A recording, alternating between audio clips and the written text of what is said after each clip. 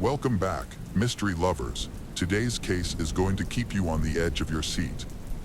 The case of Jessica Chambers. On December 6, 2014, at 20:09, emergency services responded to a report of a car on fire in a rural area. The first firefighters to arrive discovered a burning car and began extinguishing the flames immediately. The interior of the car was filled with thick black smoke that rose rapidly. As the rescuers poured foam on the car, they accidentally saw a dark figure slowly emerging from the nearby bushes. The figure looked like a young woman. The fire department approached and discovered that it was a young woman. She was severely burned, wearing only her underwear. The extent of her injuries, with burns covering her entire body.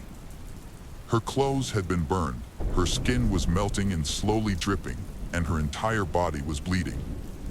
Her hair had turned into a black ash, and her face was black with soot. Rescuers carefully wrapped the young woman in a blanket as she lay on the ground, waiting for paramedics to arrive. Firefighters were at her side, tending to her. Although she could barely move her lips due to the severity of her injuries, the woman still managed to speak. When asked for her attacker's name, some emergency responders heard the names Derek or Derek. She was airlifted from the small town to a hospital in Memphis. Unfortunately, the young woman's condition became critical. With approximately 93% of her body burned, she died from her injuries just 4 hours after arriving. The victim was identified as Jessica Chambers, a 19-year-old local resident. Jessica grew up in Cortland, where her mother and grandmother lived nearby. Her father and stepmother also lived in the same town but in a different location. She was a petite woman, but Jessica had a strong and determined personality. She experienced a rather complicated living environment.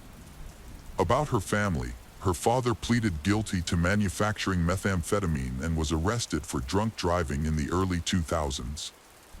In 2006, her 28-year-old neighbor was shot multiple times in her yard. Growing up in such a negative environment, Jessica developed a rebellious personality. She smoked, argued with her parents, had unstable relationships with boyfriends, and had legal troubles. Jessica's behavior became more evident at the age of 17 after the death of her brother Alan in a car accident in 2012. She moved out of her mother's house a few months later because her mother did not approve of Jessica's new boyfriend. Jessica's childhood was very difficult. Her father was in prison for a while, but in 2014, he was released and worked as a mechanic at the local police department. Jessica used to deal illegal drugs and had ties to local gangs. However, Jessica is sweet and funny, and is respected and loved by most people. News of a burning car quickly spread throughout her small town. Jessica's father was quickly notified of the car fire. Upon hearing the news, he rushed to inform Jessica's mother of the tragic incident. They rushed to the hospital. Jessica's death shocked the nation, attracting widespread attention. Hundreds attended her funeral on December 13th, a memorial service to honor an active and ambitious teenager who had been a cheerleader and had big dreams.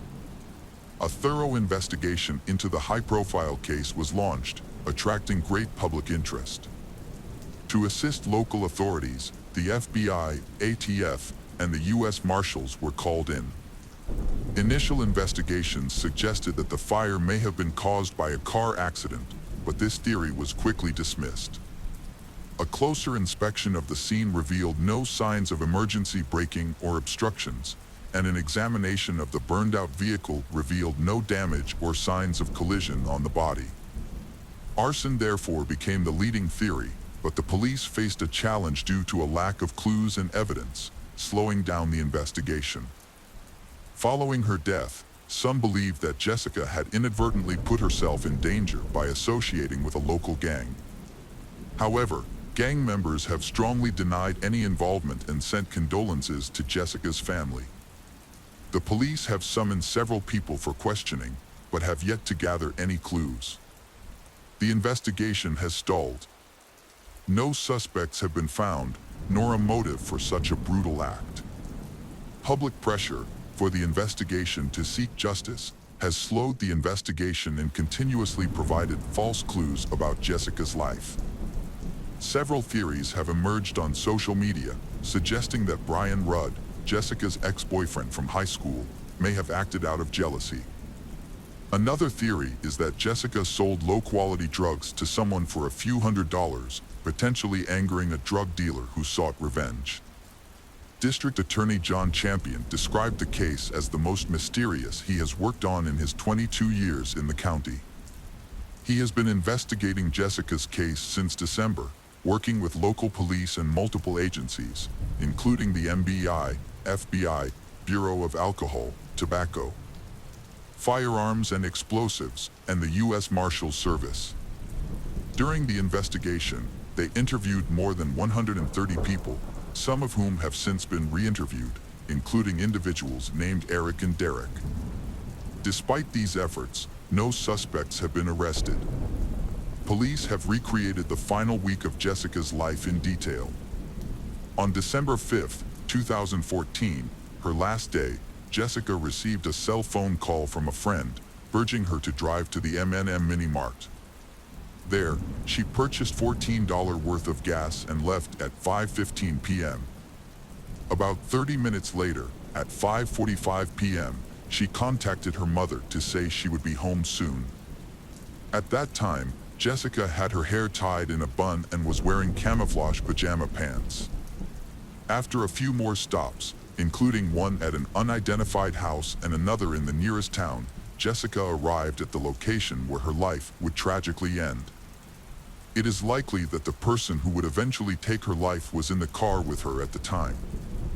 Meanwhile, surveillance footage captured a man in a striped shirt filling a gas tank and then driving off in the same direction as Jessica. Despite this clue, no further information about the man's movements after that point was available. Jessica's cell phone records revealed important information about her final moments. They indicated that she spent approximately 10 to 15 minutes near a stoplight on Highway 2, heading toward Batesville. However, there was an unexplained 62-minute gap between 6:30 p.m. and 7:32 p.m. By 7:30 p.m., her phone was at the location on Heron Road where her burning car was later discovered. Many questions remain about what Chambers was doing during this mysterious hour and what ultimately led to her tragic fate. The investigation was slow going.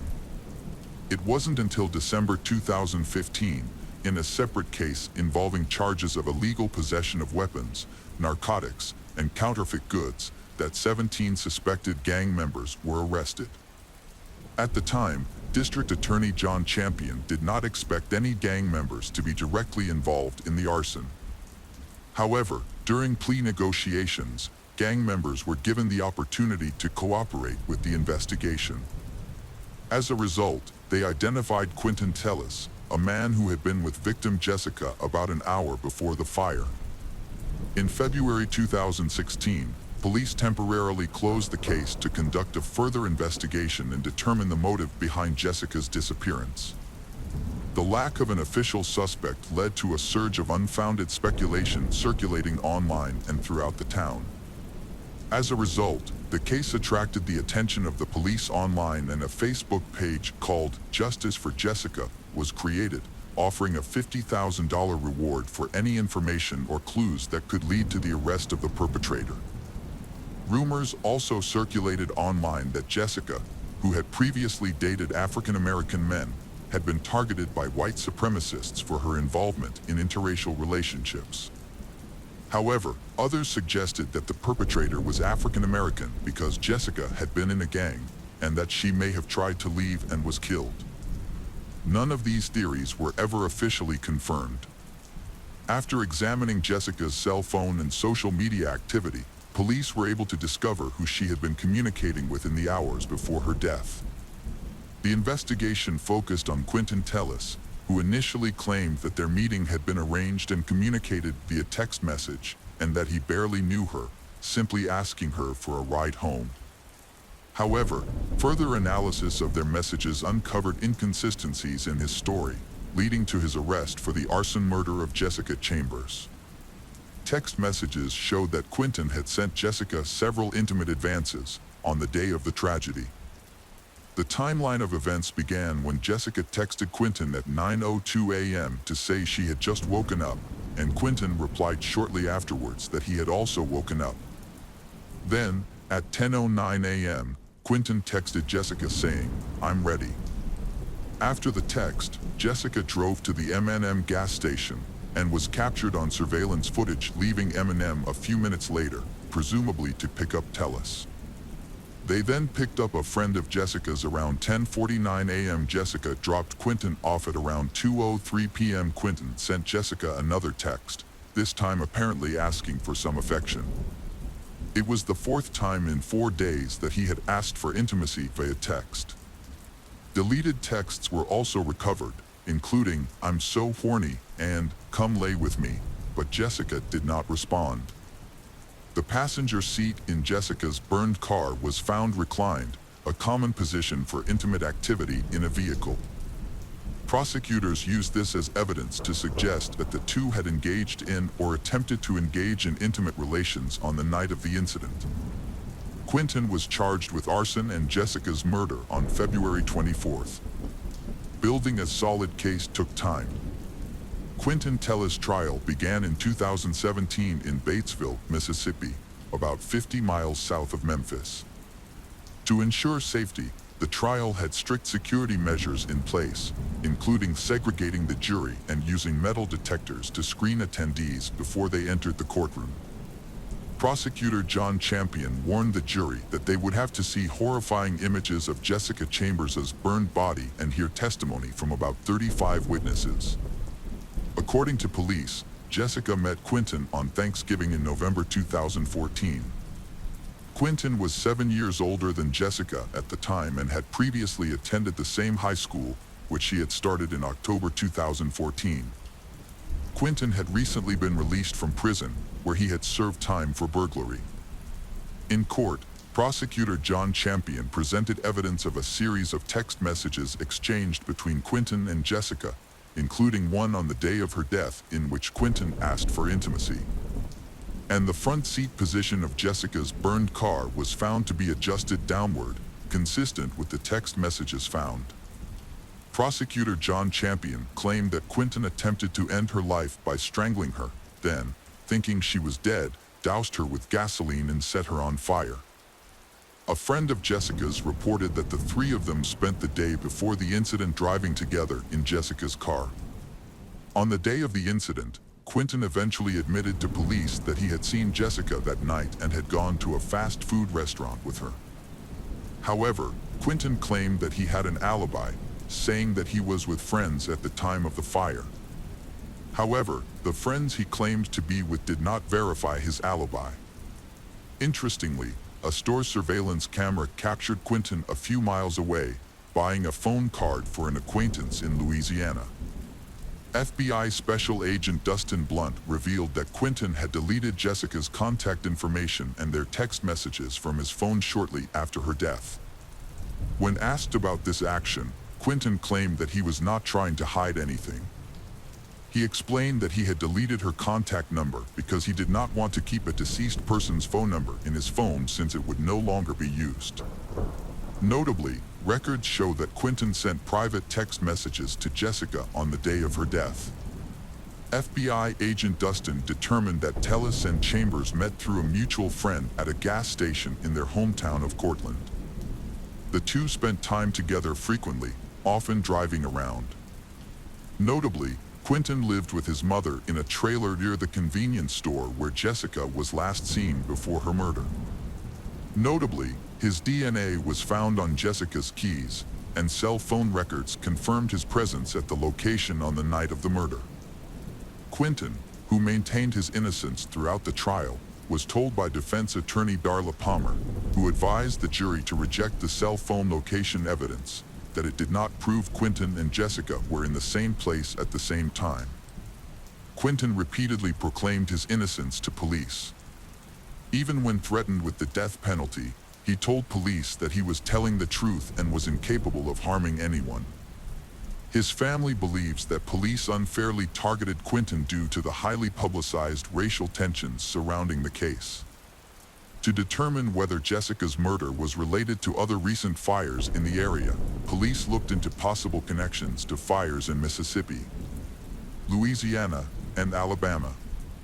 However, no connection was found. Despite this, the investigation has yet to produce conclusive evidence about a motive. Police said they have pursued several theories but have made little progress. Typically, identifying a suspect in a homicide is a relatively quick process, as law enforcement often relies on witnesses and informants on the street for leads.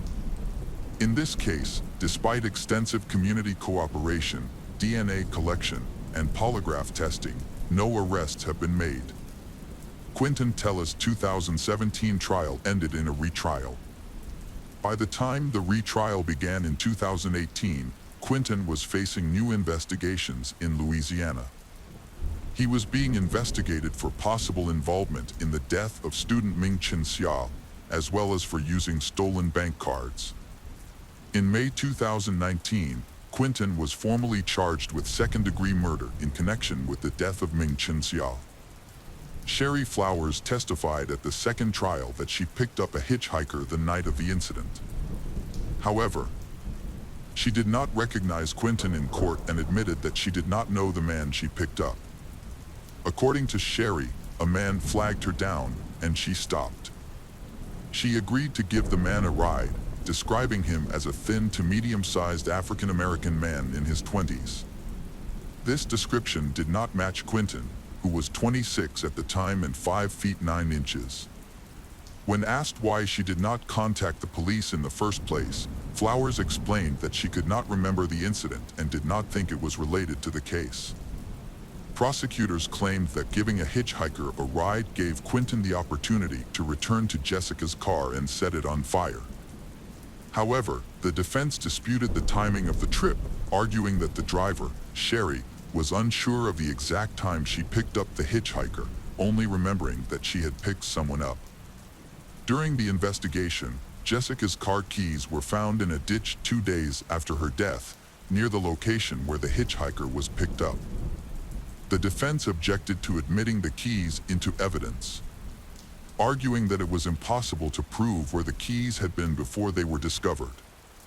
During Quinton Tellis' retrial, the jury visited the crime scene and heard additional testimony. The second trial was extremely emotional. Witnesses broke down on the stand, and spectators wept as pictures of the young woman, Jessica Chambers' burned stomach and face, were shown. Despite a second trial, the jury was unable to reach a verdict, deadlocked for the second time in 2 years on the question of Quinton Tellis' guilt in the arson of Jessica Chambers and her car. Although the suspect has been tried twice, no verdict has been reached and the case remains officially unsolved. Online police continue to search social media for any clues that may have been overlooked. Jessica Chambers' death initially attracted significant media attention. Over time, as media interest waned, the story attracted the attention of internet police around the world. One aspect of the case that remains widely discussed is what happened to Jessica between the time she left home and her death. On the night of the incident, Jessica left home at 5 p.m. and told her mother that she was going to a nearby gas station. Surveillance footage from the gas station shows Jessica visiting the station twice. The footage shows Jessica filling up, then walking toward the store and waving to someone off camera before approaching them. The identity of the person Jessica waved to on the day of her death remains the subject of much speculation. A personal tragedy becomes a public spectacle when it evokes widespread compassion and support. The Justice for Jessica Facebook memorial page, run by Jessica's half-sister, is a prime example. The page brought together people from around the world who were moved by the tragic story of a young woman burned alive. As a result, Jessica's family and friends received an outpouring of support in the form of letters, words of encouragement, and donations. People also donated gifts and books in her name. A memorial quilt was made of bright pink patches with a zebra print, along with her photo and her birth and death dates. The quilt was particularly notable because it was made by well-wishers from all over the world. One mysterious detail about the quilt was a square stitched with the phrase "secret group," a phrase whose meaning remains unknown to this day. No one has yet been held accountable for Jessica's tragic death. Quentin Tellis, a 29-year-old man already serving time for another crime, remains a suspect, but justice for Jessica has yet to be served. Sadly, Jessica's mother, Lisa, passed away on October 29, 2021, at the age of 52, without being able to see justice for her daughter. The possibility of a third trial in Jessica's case, which involved the horrific act of being burned alive, remains uncertain. The case of Natalie Connolly. Natalie Connolly is a charming and beautiful girl. She has a twin sister. The twins not only look alike, they are also very close. Natalie has a cheerful and sociable personality. She always brings joy to those around her and easily makes people laugh. As a single mother, Natalie has faced many challenges, but she has tried to give her daughter Madison everything she needs. She gives her love and care to her daughter. One day, in a crowded bar, Natalie meets John Broadhurst, a charming and sophisticated man who immediately catches her attention. Despite the age difference, John's charm and wit quickly capture Natalie's heart. Soon, they exchange contact information, eager to delve deeper into their budding relationship. As they spend more time together, Natalie finds herself irresistibly attracted to John from the moment they meet, even though she initially has no idea what he does for a living or how wealthy he is.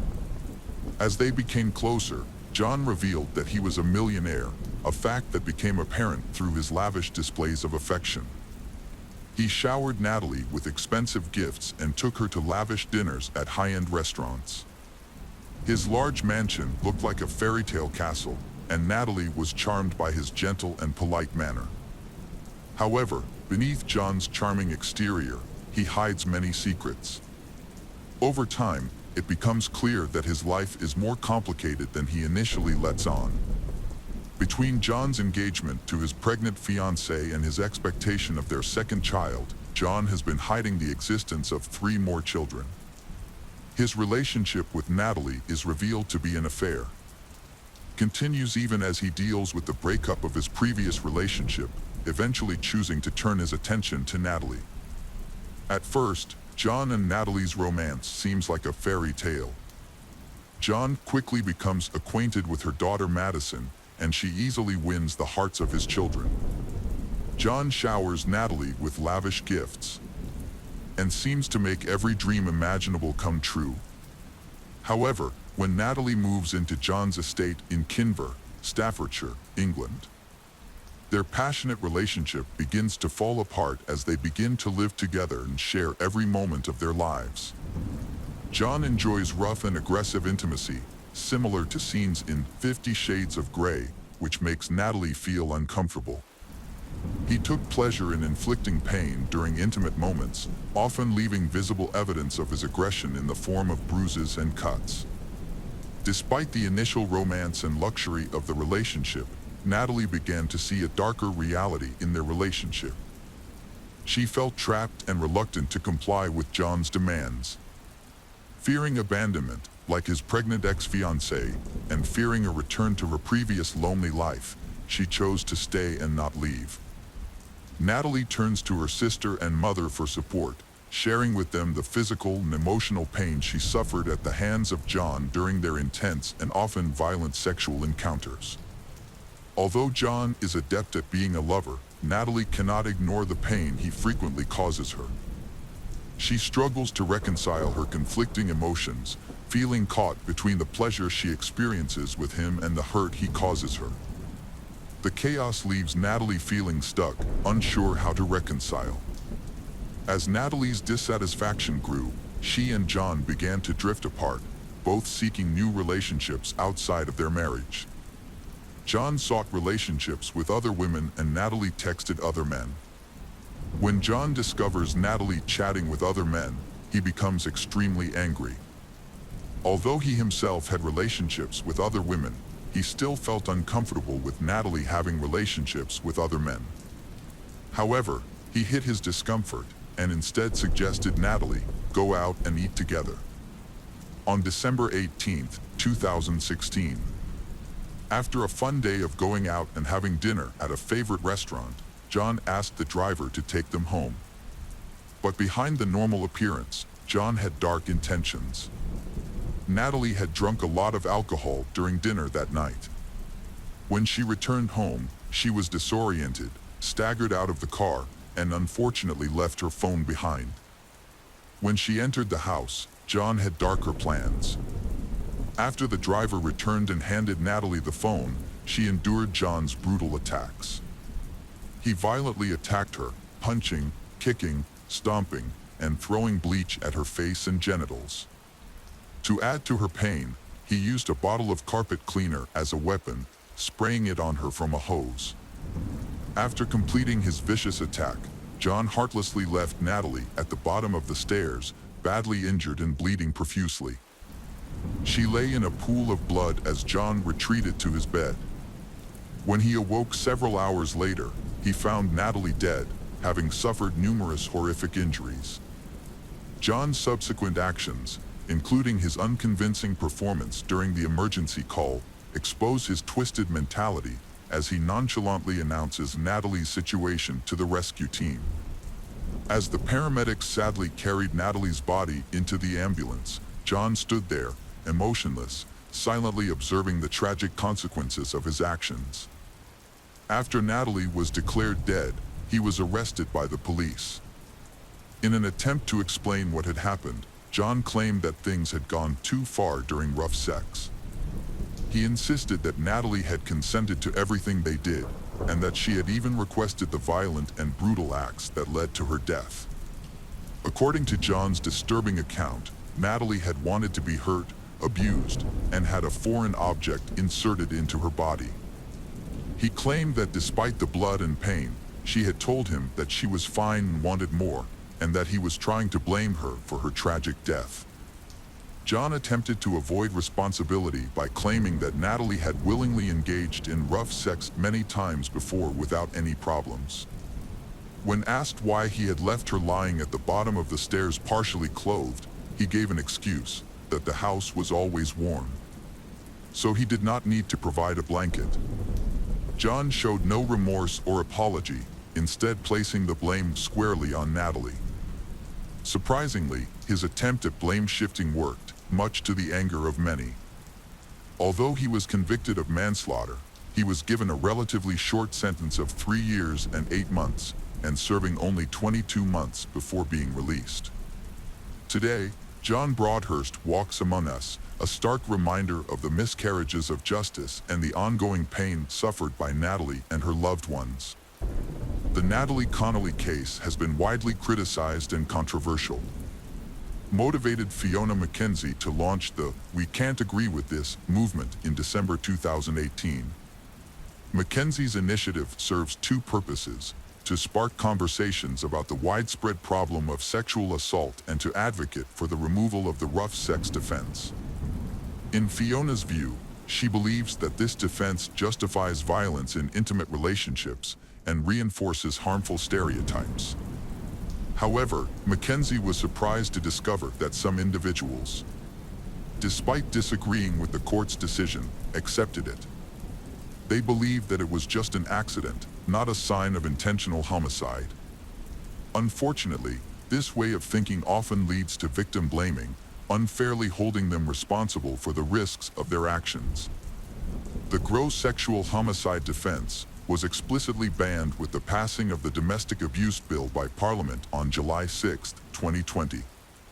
Following royal assent on April 29, 2021, the bill banned the gross sexual homicide defense, a significant step in tackling domestic violence. Offenders can no longer use this defense to justify their actions. Natalie's death has left a huge void in the lives of her family and friends, who are in shock and deeply saddened by her loss. Since her death, the community has come together to raise awareness of domestic violence and to help survivors heal and recover. Their kindness and solidarity has brought hope in the wake of a terrible tragedy. Although Natalie's life has ended, her memory will always remain with those who knew and loved her. Her story will inspire us to fight against domestic violence and help those in need. The case of Amanda Blackburn.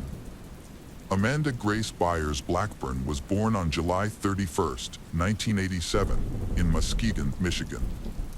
She began her education in Indianapolis, Indiana, but her family moved to Elkhart in 1995.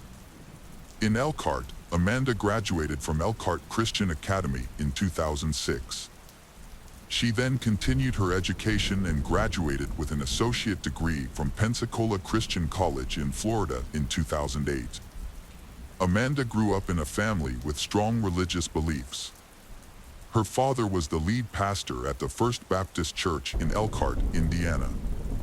From a young age, she was taught about Christianity and the importance of God's Word. Amanda was well versed in the church's religious traditions, sermons, and psalms, and she always respected these values. While many other young people were eager to experience adult life, attend parties, and fall in love, Amanda had a love for Jesus and a desire to serve him. God also loved Amanda because he created her as an angel, a blonde, slim girl with a bright smile, kind and sincere. Not only is Amanda beautiful, but her soul and heart are also very pure. Her every action shows love for those around her. When she was a teenager, Amanda vowed to remain pure and not kiss any man until marriage. She always kept that promise. However, her heart was deeply moved when she met her true and only love, Davy Blackburn, a boy from Tuscaloosa, Alabama. He studied religion at Southern Wesleyan University and came from a Christian family with strong faith. Davy and Amanda first met on a blind date at a concert by the Christian band Hawk Nelson, organized by Amanda's sister and Davy's best friend. At that time, they were studying at different universities, but every vacation, they spent time together. It was a pure and innocent love, not dominated by worldly desires. Davy and Amanda often went for walks together, shared their innermost thoughts and favorite quotes from church books. They always found joy in the little things and loved to joke with each other sincerely. Before returning to school, they held a fake milkshake drinking contest, and Amanda lost. Davy jokingly called her Milk Girl. When he looked at Amanda, he realized that she was the girl he wanted to marry. Amanda and Davy had a long-distance relationship. They kept in touch via text messages and phone calls, spending hours talking to each other. Every vacation, they spent time together. They took their relationship so seriously that they even sought counseling from a psychologist to learn how to communicate better. On August 1, 2008, Amanda and Davy got married. After the wedding, Davy shared with friends that from the moment he kissed Amanda, he felt a special connection between them, and he believed it was part of God's plan for them. On the morning of November 10, 2015, a car parked outside a house on Sunnyfield Court. Davy was returning from his daily workout at the gym. He was about to get out of the car, but a phone call kept him in the car for a few minutes. After ending the call, he leisurely got out of the car and walked into the house. When he opened the door, he froze and his gym bag fell from his hands. His wife was lying on the living room floor in a pool of blood. Davy was confused and in shock. He ran to his wife, did a preliminary check, took her pulse, and urgently called the emergency number. Amanda appeared to be alive. In the living room where the tragedy occurred, everything was in disarray. Furniture was scattered everywhere, and her purse was empty. On the second floor of the house, her child was crying. Emergency services arrived at the house 8 minutes later. The area was cordoned off. The house was packed with police and investigators. She was taken to the hospital. On November 11th, the day Amanda was officially confirmed dead, Davy released an official statement saying that Amanda had dedicated her life to loving and serving those around her. Amanda had made it her mission to help more people come to know Jesus as their personal savior. Davy believed that through Amanda's death and legacy, more people would find faith in Christ.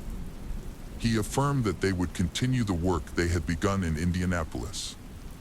Davy expressed his strong belief that God was good, that their tragedy was turning into victory, and that the best was yet to come. The murder of Amanda shocked not only the Orthodox family but the entire state.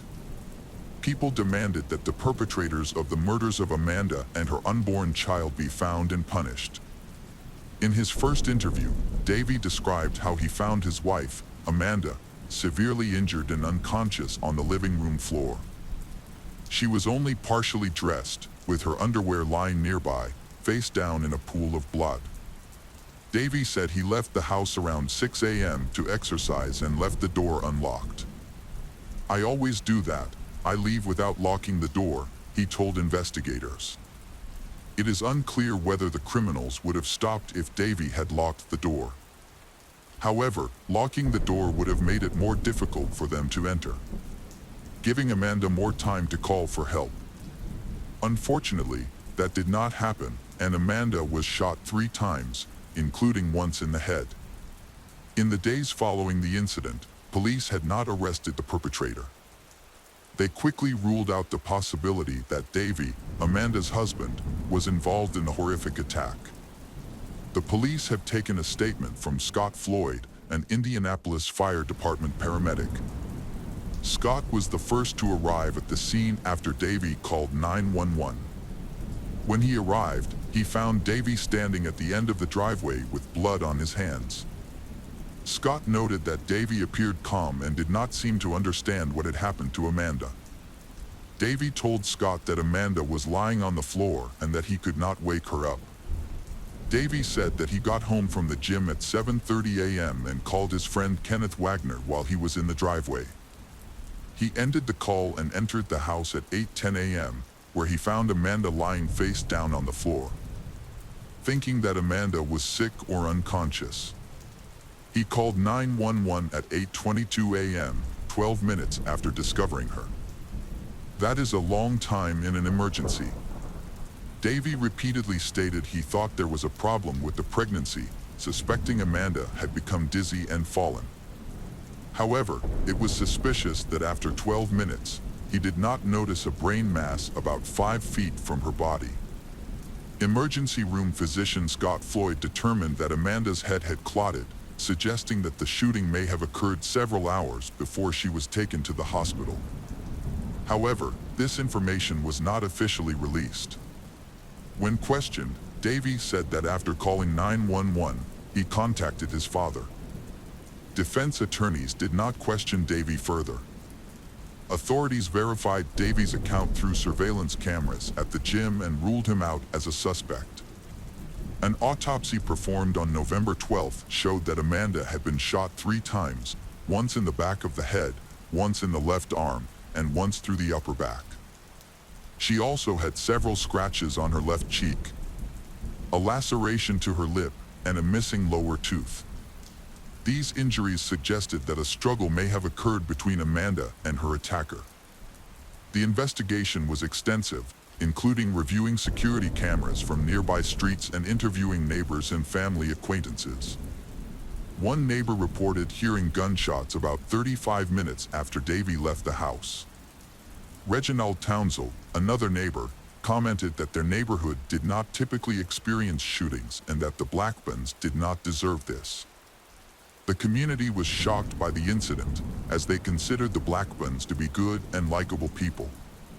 Based on Amanda's injuries and the loss of her bank cards and MacBook bag, police initially thought it might have been a robbery.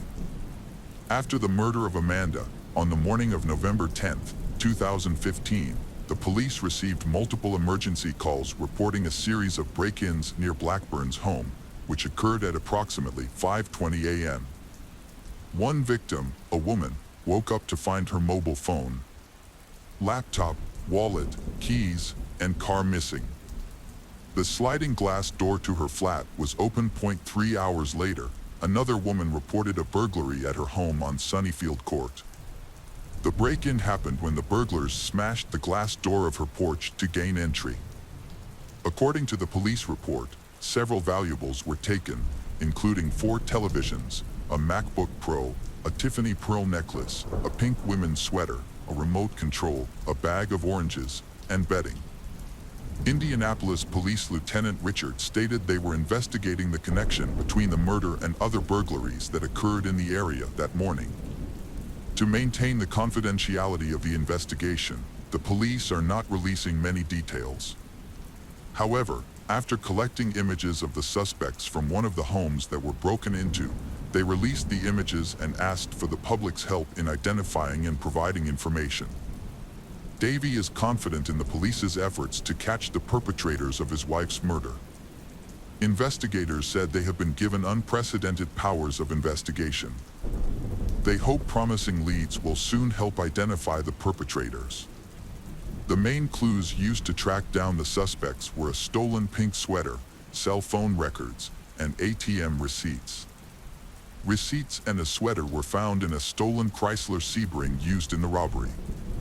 On November 11th, police impounded a vehicle near Blackburn's home. The receipts in the car had a debit card number that matched Amanda's stolen card.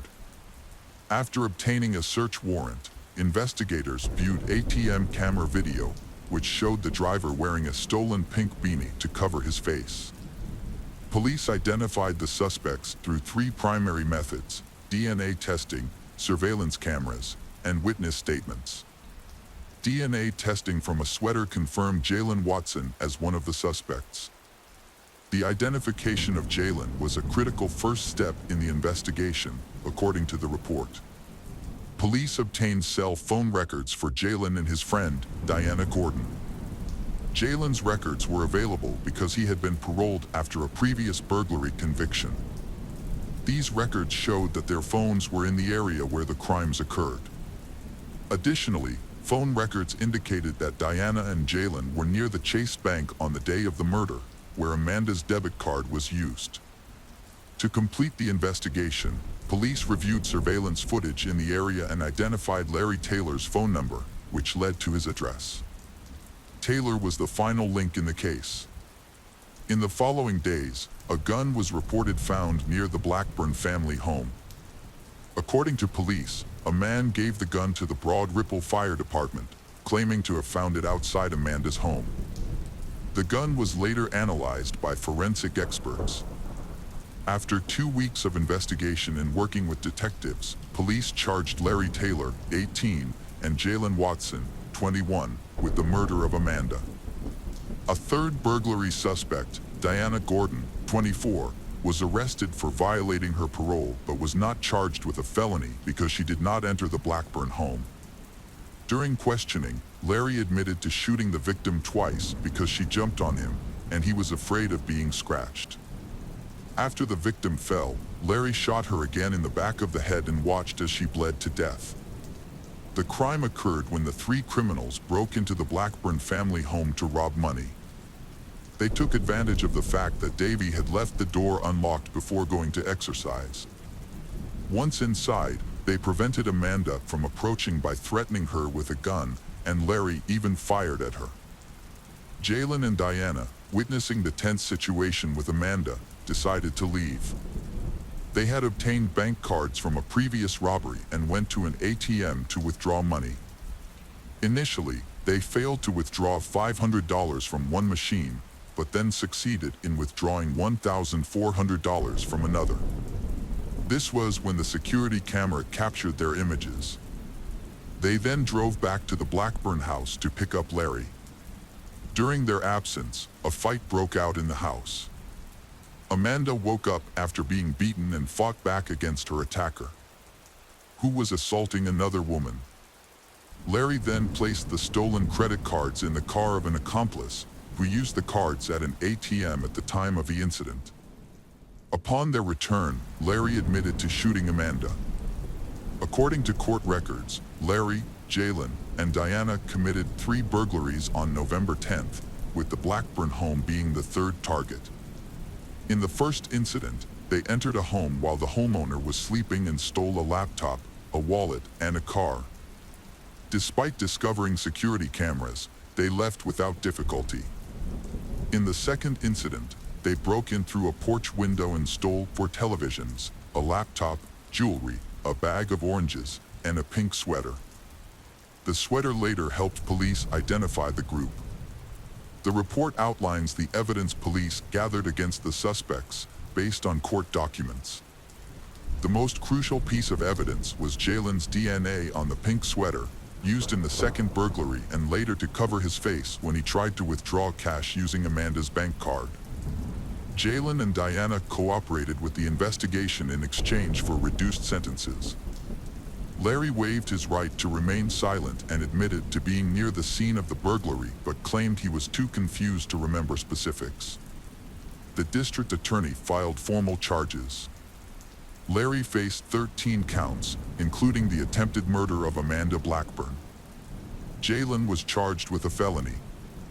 Both Larry and Jalen faced multiple counts of burglary and robbery. Diana, in custody for a parole violation, was also charged with burglary. A fourth person who knew about the robberies and burglaries but did not participate was interviewed and released. The Indianapolis Police Department's Violent Crimes Unit, along with the Gang Unit and the FBI, worked to arrest Larry. Police Chief Rick Height praised the cooperation that led to the suspect's arrest. Detectives worked tirelessly to investigate homicides in the city. With the assistance of Assistant U.S. Attorney Josh Minkler and District Attorney Terry Curry, justice was served. Because the victim was pregnant, prosecutors considered additional charges related to the fetus. Though the victim's underwear was removed and her shirt was pulled up, there was no evidence to support a rape charge. Larry's first trial in December 2021 was dismissed after a juror leaked information to other jurors. The trial was rescheduled for October 2022, with a more rigorous jury selection process. Over 100 jury candidates filled out a 16-page questionnaire for attorneys to evaluate their ability to render fair verdicts. Larry was sentenced to 86 years in the Indiana State Correctional Institution for the murder of Amanda and related burglary charges. Co-defendants Diana and Jalen pleaded guilty, testified against Larry, and received sentences of 20 to 35 years. Jalen and Larry are currently incarcerated in the Marion County Jail. Under Indiana law, penalties for murder range from 45 to 60 years, with the possibility of life imprisonment or the death penalty in some cases. Prosecutors have requested that Larry be given an additional 20 years in prison because Amanda was pregnant at the time of her murder. Davey, the victim's husband and a pastor, expressed relief that the perpetrator was caught and could no longer harm others. The case has shocked many, including state leaders. Amanda's funeral was held at a Catholic church with more than 2,000 people in attendance, including Governor Mike Pence. The local church has set up a fundraising page to help with Amanda's funeral and medical expenses. Davey expressed hope that the justice system will wisely deal with those who have caused great pain to his family. Surprisingly, he has repeatedly said he forgives his wife's killers. Davey told the press, "I felt relieved when I heard about the arrest. Although I wanted to hate, feel anger, and despair, I chose the path of forgiveness, tolerance, and hope." Amanda's case has attracted widespread attention, being reported in many media outlets both domestically and internationally. After his wife's death, Davey transformed from the role of a grieving husband to a popular blogger. He created a series of podcasts and videos called Nothing Wasted, discussing his experience. Davey appeared regularly on television, talking about his wife's death and the pain he had gone through. However, his behavior was not typical of a grieving person. The tragedy seemed to bring Davey both fame and fortune. The fact that he received insurance money after his wife's death has raised questions about whether forgetting to lock the door on November 10, 2015, was really an accident.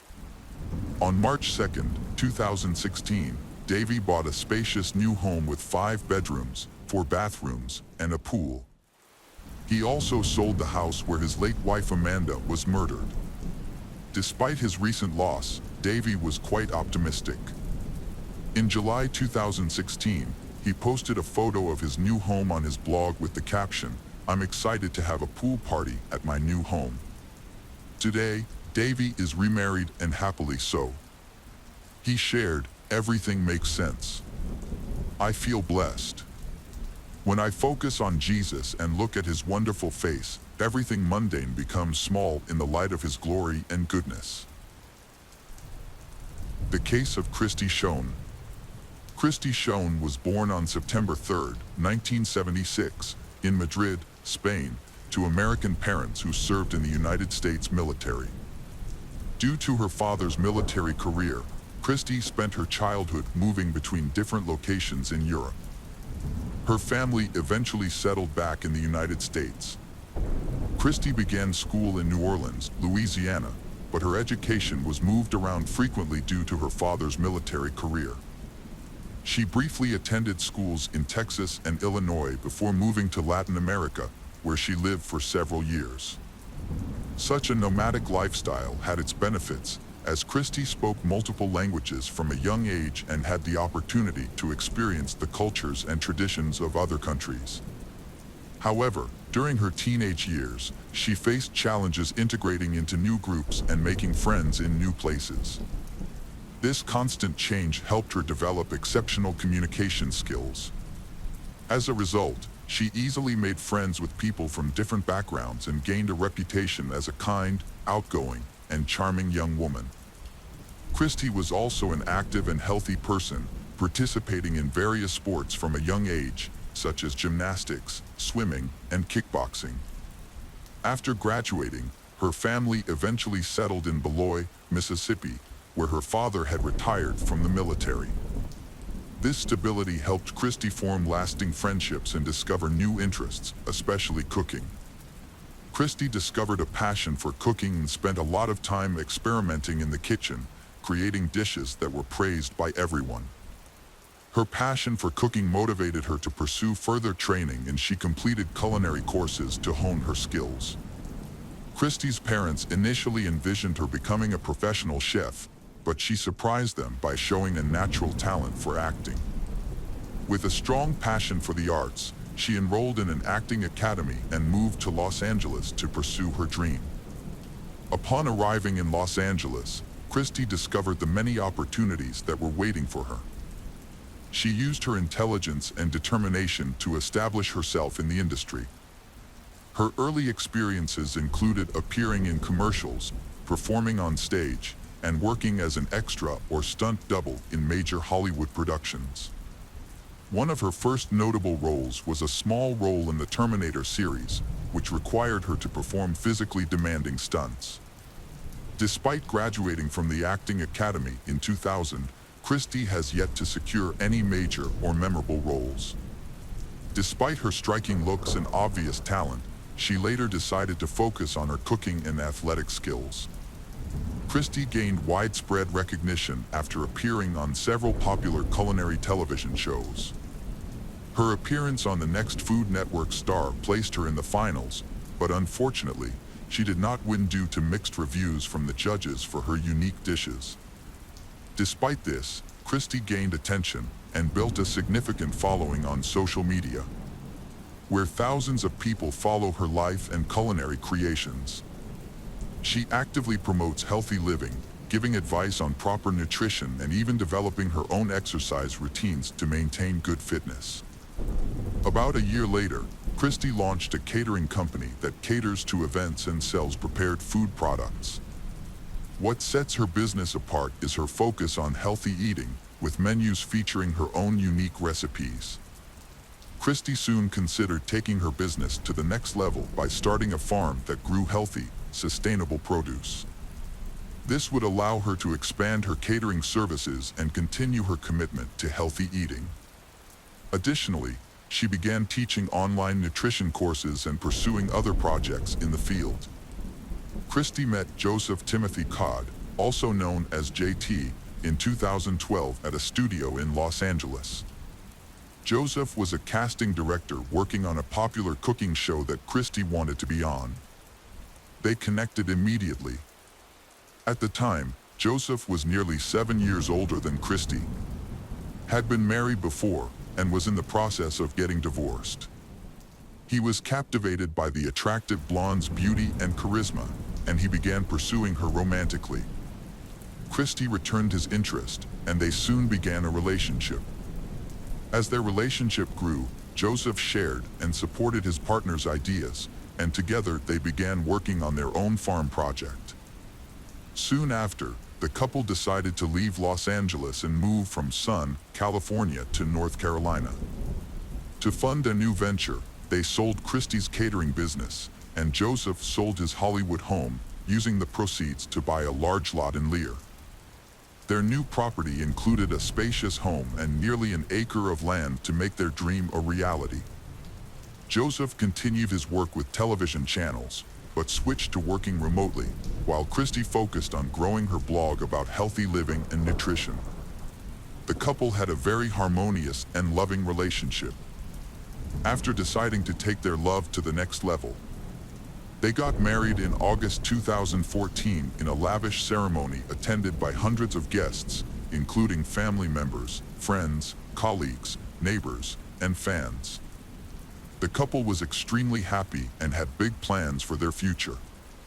Just 3 months after their wedding, Christy became pregnant, and the couple was overjoyed and happy. During an ultrasound scan after the new year, the doctor confirmed that they were having a baby girl. Shortly after, Christy shared the news with her mother over the phone, mentioning that they had chosen the name Skylar for their child. The pregnancy went smoothly and everything seemed to be falling into place. When Christy was 5 months pregnant, troubling events began to occur. In the days leading up to her disappearance, Christy had been keeping her distant parents updated on her well-being through frequent phone calls, sometimes as long as an hour. However, on March 13, 2015, Christy's mother was unable to reach her daughter, but she initially didn't think much of it. The next day, Christy's mother tried to contact her and her husband, Joseph, again, but her calls went unanswered. Her attempts to reach her son-in-law were also unsuccessful. When both phones were turned off on March 15th, Christy's mother became increasingly concerned. Since Christy and Joseph's families lived far away, they could not easily verify that everything was okay at their children's home. Therefore, Christy's mother decided to contact Cecily, a trusted friend of her daughter who lived in the area, to have her check the house. When she arrived at Christy's house, the friend noticed that both husband and wife's cars were parked outside, but the front door was locked. Despite knocking and shouting, there was no response. This, combined with the couple's phone being unreachable for 3 days, raised significant suspicion. Cecily saw the couple's dogs locked inside the house through a window, which was unusual as they never left them alone. Cecily walked around the house and discovered that the back door lock had been broken, indicating a possible break-in. She immediately called Christy's mother, who then contacted the police. Upon arrival, footage confirmed that the back door had been broken into and found a disturbance inside, indicating someone had been searching for something. Several valuables had been stolen, including a jewelry box belonging to the homeowner and items from a safe that had been broken into in the couple's bedroom. However, there were no signs of a struggle or evidence that the couple had been held or taken by force. The perpetrators had acted very discreetly, leaving no fingerprints or DNA. While relatives held out hope that Joseph, 45, and his wife, Christy, 38, who was 8 months pregnant, were still alive, seasoned police officers were more pessimistic. The mysterious disappearance. In the early days of the investigation, police were unable to find any significant evidence or clues. The missing couple, Christy and Joseph, had no enemies or conflicts with anyone else, making it a challenge to reconstruct what happened. The only clue they found was the couple's phones, which had been left at home and last used on March 12th. Although the devices ran out of battery the next day, they still had records of incoming calls. Police decided to interview the couple's neighbors to see if anyone had noticed anything unusual recently. That's when an interesting detail emerged. A neighbor who lived across the street reported seeing another local resident, later identified as Robert Jason Owens, 36, throw a large bundle into a dumpster near the couple's home on the morning of March 15th. The neighbor initially thought little of it, but after learning about the couple's disappearance, he decided to share the information with the police. However, by the time the police received the information, the trash had already been taken to the landfill. Before searching the landfill, the police wanted to speak with Robert. After investigating the information, the police learned that he lived in the same neighborhood, knew the couple, and was even considered a close friend of the family. Robert was a handyman who had helped Christy and Joseph when they first moved into their new home. At first, there was nothing suspicious about Robert's relationship with the couple. However, upon further investigation, other locals described Robert as a strange and unpredictable person, raising suspicions about his possible involvement in the couple's disappearance. Robert was called to the police station on March 16th for questioning about the missing couple. Initially, he denied any involvement in the couple's disappearance and claimed to know nothing about the bundle in question. Since he did not confess to anything and there was no solid evidence, there was not enough to charge him. Things changed that evening when police found a large bundle of belongings in a landfill. Inside were items from the missing couple's home. Police also found Robert's fingerprints and DNA on some of the couple's partially burned clothing. A blood-stained blanket and bed sheets from their home were also found in the bundle. This evidence confirmed police suspicions that Christy and Joseph were no longer alive. Those suspicions were dispelled when police searched Robert's home and found charred human remains in his wood stove.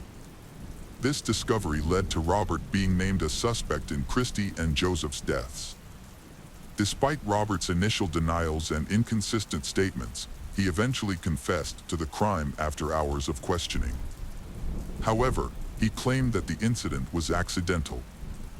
According to Robert, on the evening of March 12th, he visited Christy and Joseph's home after getting stuck in the mud while trying to avoid hitting a dog with his car. He asked them to help push the car out, and Christy and Joseph agreed. While they were pushing the car, Robert claimed that he accidentally pressed the gas pedal instead of the brake pedal, causing the car to hit and run over the couple. Terrified by what he had done, Robert chose not to report the incident to the police, fearing that he would be charged with intentionally taking their lives. Instead, he attempted to cover up the crime. Robert claimed that he returned to Christy's home through the back door and took a blanket from the bedroom. Using these blankets, he wrapped the bodies of his victims, whom he was not sure were actually dead, and placed them in the back of his pickup truck. He then drove the bodies back to his home, where he dismembered them with a saw and a hatchet in the bathroom. To dispose of the remains, Robert burned the body parts piece by piece on his stove. However, instead of burning the victims' blood-soaked clothing and personal belongings, he packed them into a garbage bag and threw them in the trash, assuming they would end up in a landfill and never be found. After disposing of the bodies, Robert broke into Christy's home himself, stealing money and valuables to create the appearance of a burglary. Robert's brutal treatment of the victims' bodies, as well as his unsettling calmness in describing the incident, shocked even experienced police officers. Police discovered a saw and an axe at his home, both covered in blood, skin, and bone fragments from the deceased. What was particularly shocking was that Robert made no attempt to clean or conceal the tools of his crime, believing that he had nothing to do with the crime scene, having avoided leaving any evidence at the victim's home. A forensic analysis confirmed that bone fragments discovered in Robert's kitchen matched the DNA of the missing couple, prompting law enforcement to investigate further into the suspect's past. Robert Owens, a loner, was unmarried and had no children. He also kept his distance from his relatives. In 2000, Robert moved out of his previous home in Asheville, North Carolina, to settle on a newly purchased lot in Lewiston, where he later built a house. As police investigated further, they found a connection between Robert and an unsolved crime that had occurred 15 years earlier in Asheville. The case involved the unexplained disappearance of Zeb Wayne Quinn, an 18-year-old man who had been Robert's childhood friend. At the time of his disappearance, Zeb was a military trainee and a part-time employee at Walmart, living near Robert. On January 2, 2000, Zeb met Robert after his shift ended, and they planned to drive to Lewiston to buy a new car. However, Zeb never returned home. A few days later, his Mazda protege was discovered in another part of town, parked with the headlights on. A heart was drawn on the window in red lipstick. Although the car was recovered, Zeb was never found, and the car was also damaged and scratched with paint marks from another car. The last person to see Zeb was Robert, and his car also showed signs of damage. Notably, the scratches on Robert's car contained paint particles from Zeb's car. Robert told a strange and unbelievable story. As soon as they walked towards Lewiston, Zeb blinked at Robert to stop.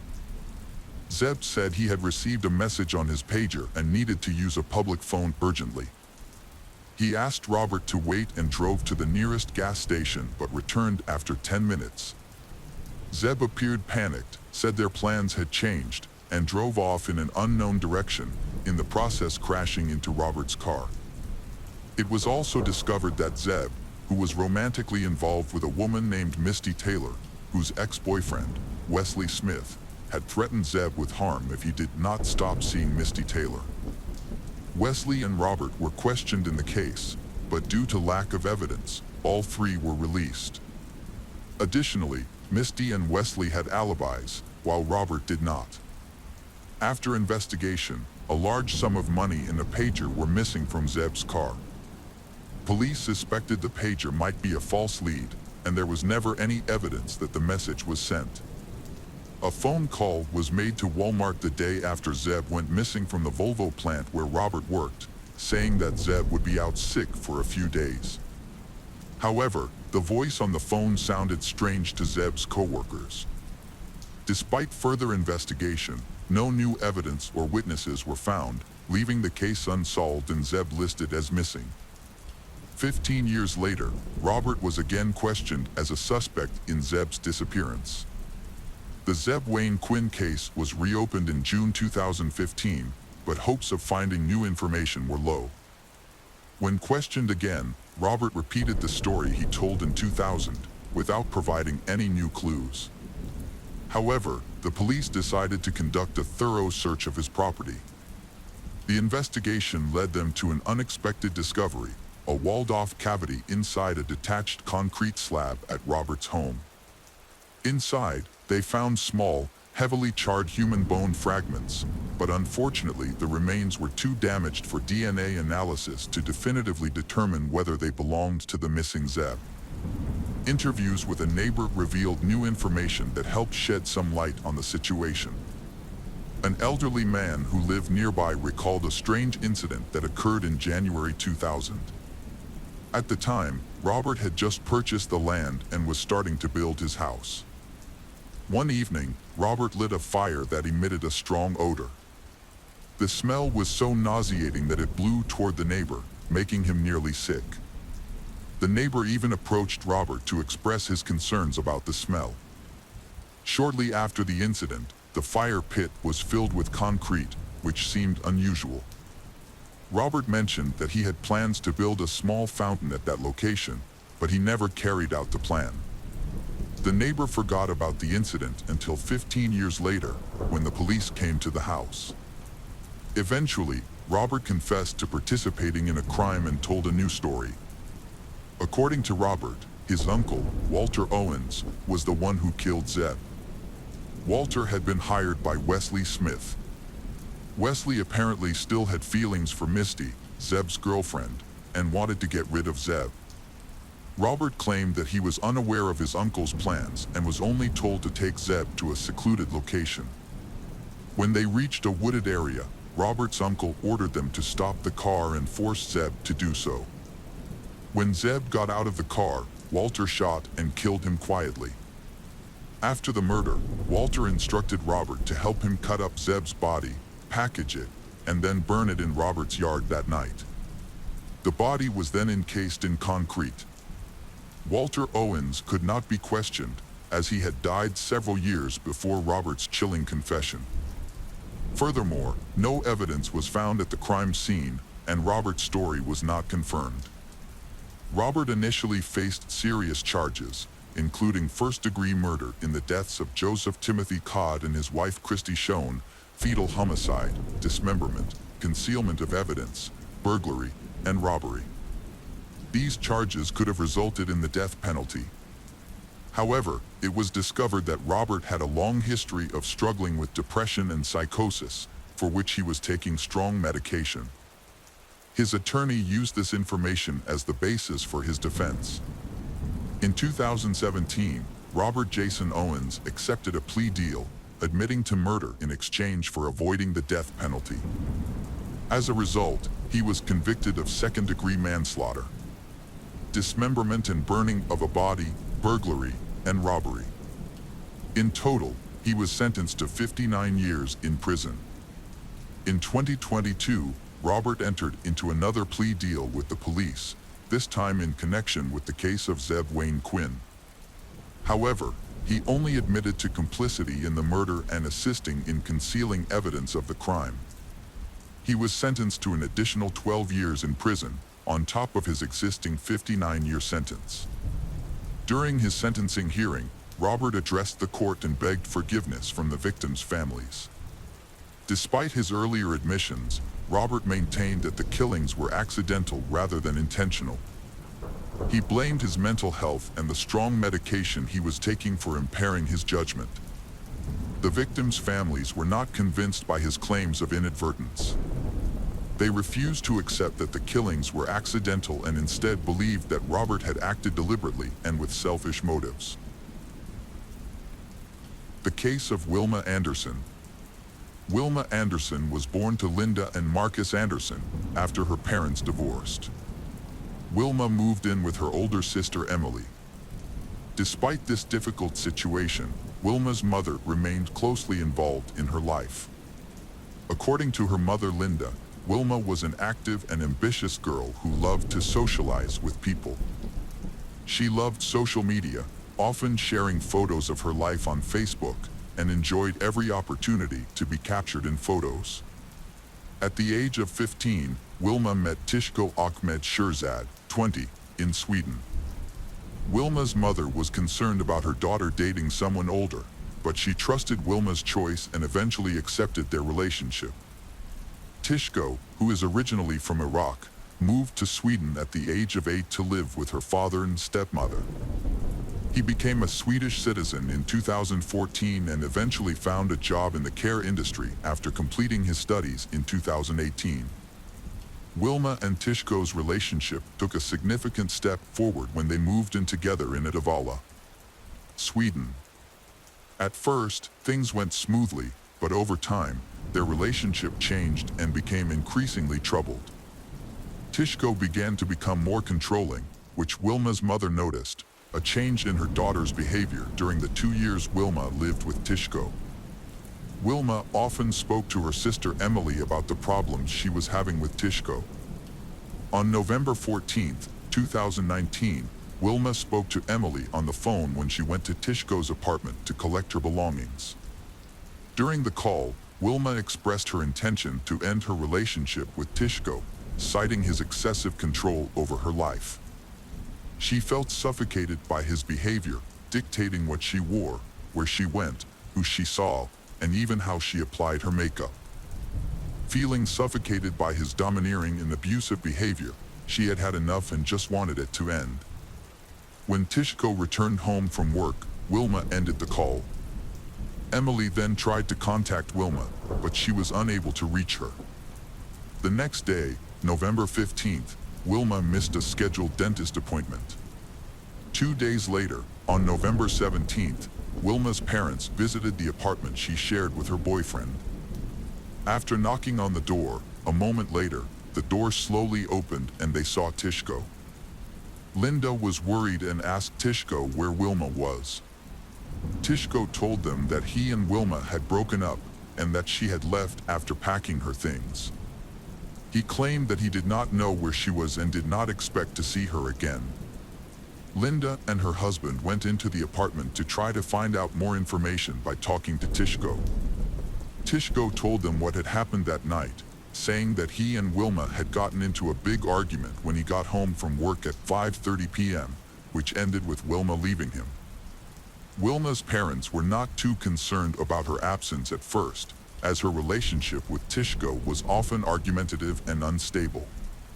However, Wilma's sister, Emily, became increasingly concerned and turned to Facebook for help. In her post, Emily explained that Wilma had been missing since November 14th and had not contacted her family, which was unusual for her. Emily described Wilma as being 165 centimeters tall with black hair with blonde highlights. She stressed that this disappearance was out of character for Wilma and expressed her deep concern for her sister's safety. The police were involved, taking a report and starting to collect statements from family and friends. Their goal was to reconstruct her recent activities and interactions. They interviewed those who had last seen or spoken to her. Linda and Emily confirmed that they had not had contact with Wilma since November 14th, noting that their attempts to call her had gone unanswered. A search party was organized, combining the efforts of the police with those of her friends and family, using dogs and drone technology to scan inaccessible areas for any traces. When police questioned Tishko, he denied knowing where Wilma was and said he had not heard from her recently. By Sunday, November 17th, 3 days after Wilma went missing, there was still no sign of her. This was especially worrying because Wilma, who posted frequently on social media, had been completely inactive for an unusually long period of time. The situation became more urgent, prompting some 5,000 people to join the search for her. Police continued to question Tishko, seeking more information, but he maintained that he had no knowledge of Wilma's whereabouts. He claimed that after they broke up, she had moved on to someone else. However, there was no evidence to support this, leaving her loved ones confused and worried. At the same time, Wilma's family revealed a heartbreaking story to the police, lamenting how their daughter's life had taken a drastic turn since she became involved with Tishko, creating a bleak contrast to her once vibrant and sociable self. Linda revealed that Tishko had complete control over her, constantly telling her what to do and monitoring her every move. Emily shared some disturbing information that Wilma had told her. It was clear that Tishko had become violent in their relationship. Despite the abuse, Wilma still had strong feelings for Tishko. Tishko's level of control was so extreme that he even attached a GPS tracking device to Wilma's phone, allowing him to know her location at all times. A series of text messages between Wilma and Tishko revealed a disturbing control in their relationship. An exchange from a previous argument showed that Wilma had asked Tishko to contact her when he felt he could trust her. As part of the investigation, police looked into Tishko's alibi for the time. Tishko claimed he had been in the apartment after returning from work at 5 p.m. To verify this, police tracked Tishko's movements using GPS tracking on his phone. Surveillance footage showed Tishko at the supermarket at 2:30 p.m. on the day Wilma went missing. He returned home from work at 5 p.m. Around 6 p.m., neighbors reported a loud and escalating argument between the couple, louder than their usual disagreements. A concerned neighbor decided to check on them but was met with an unsettling silence as they approached the apartment door. The sudden silence was unnerving, and the neighbor, not knowing what to do, returned to their apartment. Police continued to investigate Wilma's disappearance, carefully analyzing Tishko's activities. They expanded their search to his workplace and company vehicle, requesting forensic analysis. The car's GPS showed that he had been traveling from Thursday, the 14th, to Monday, the 18th. The GPS log showed that he visited clients and returned home during his regular work hours on those days. On the day of the dispute, Tishko's phone showed that he left his apartment at 6:30 p.m. Witnesses saw him walking along the highway, alone and dressed all in black. A motorcyclist described Tishko as deep in thought about something. Tishko was stopped by police and taken home. When questioned, Tishko said he had initially wanted to catch a train, but then changed his mind and walked home. Curiously, the police did not file a report after the encounter. On November 19, 2019, while the investigation was still ongoing, police noticed that he had visible scratches on his forearms. After obtaining a search warrant for his apartment, police found several of Wilma's belongings, including a handbag, jacket, shoes, and eyeglasses. Wilma's mother, Linda, said her daughter always carried the bag with her, making the discovery even more suspicious. Police examined the scene with Blue Star, a high-tech version of luminol. The results revealed ominous bloodstains on the walls and floors throughout the apartment, suggesting a violent struggle. As police reconstructed the events, a chilling story began to emerge. Bloodstains stretched from the living room to the bedroom, suggesting something, or someone, had been dragged. Even the bed bore a dark imprint, a haunting shape of a torso highlighted by the bright light of the Blue Star. Police also discovered muscle tissue on a knife and blood splatter on the living room wall. The large amount of blood found at the scene indicated a violent incident, making the possibility of survivors very low. When police searched outside the apartment, they discovered trash bags containing Tishko's bed sheets with blood stains on them. When questioned at the police station, Tishko denied knowing anything about the blood stains and said he would have noticed if there had been more blood in his house. As the search for Wilma continued, more and more people joined in, hoping to find her and provide a glimmer of hope amid the growing tragedy. The apartment where Wilma was last seen became a grim crime scene, but attempts to find her were unsuccessful.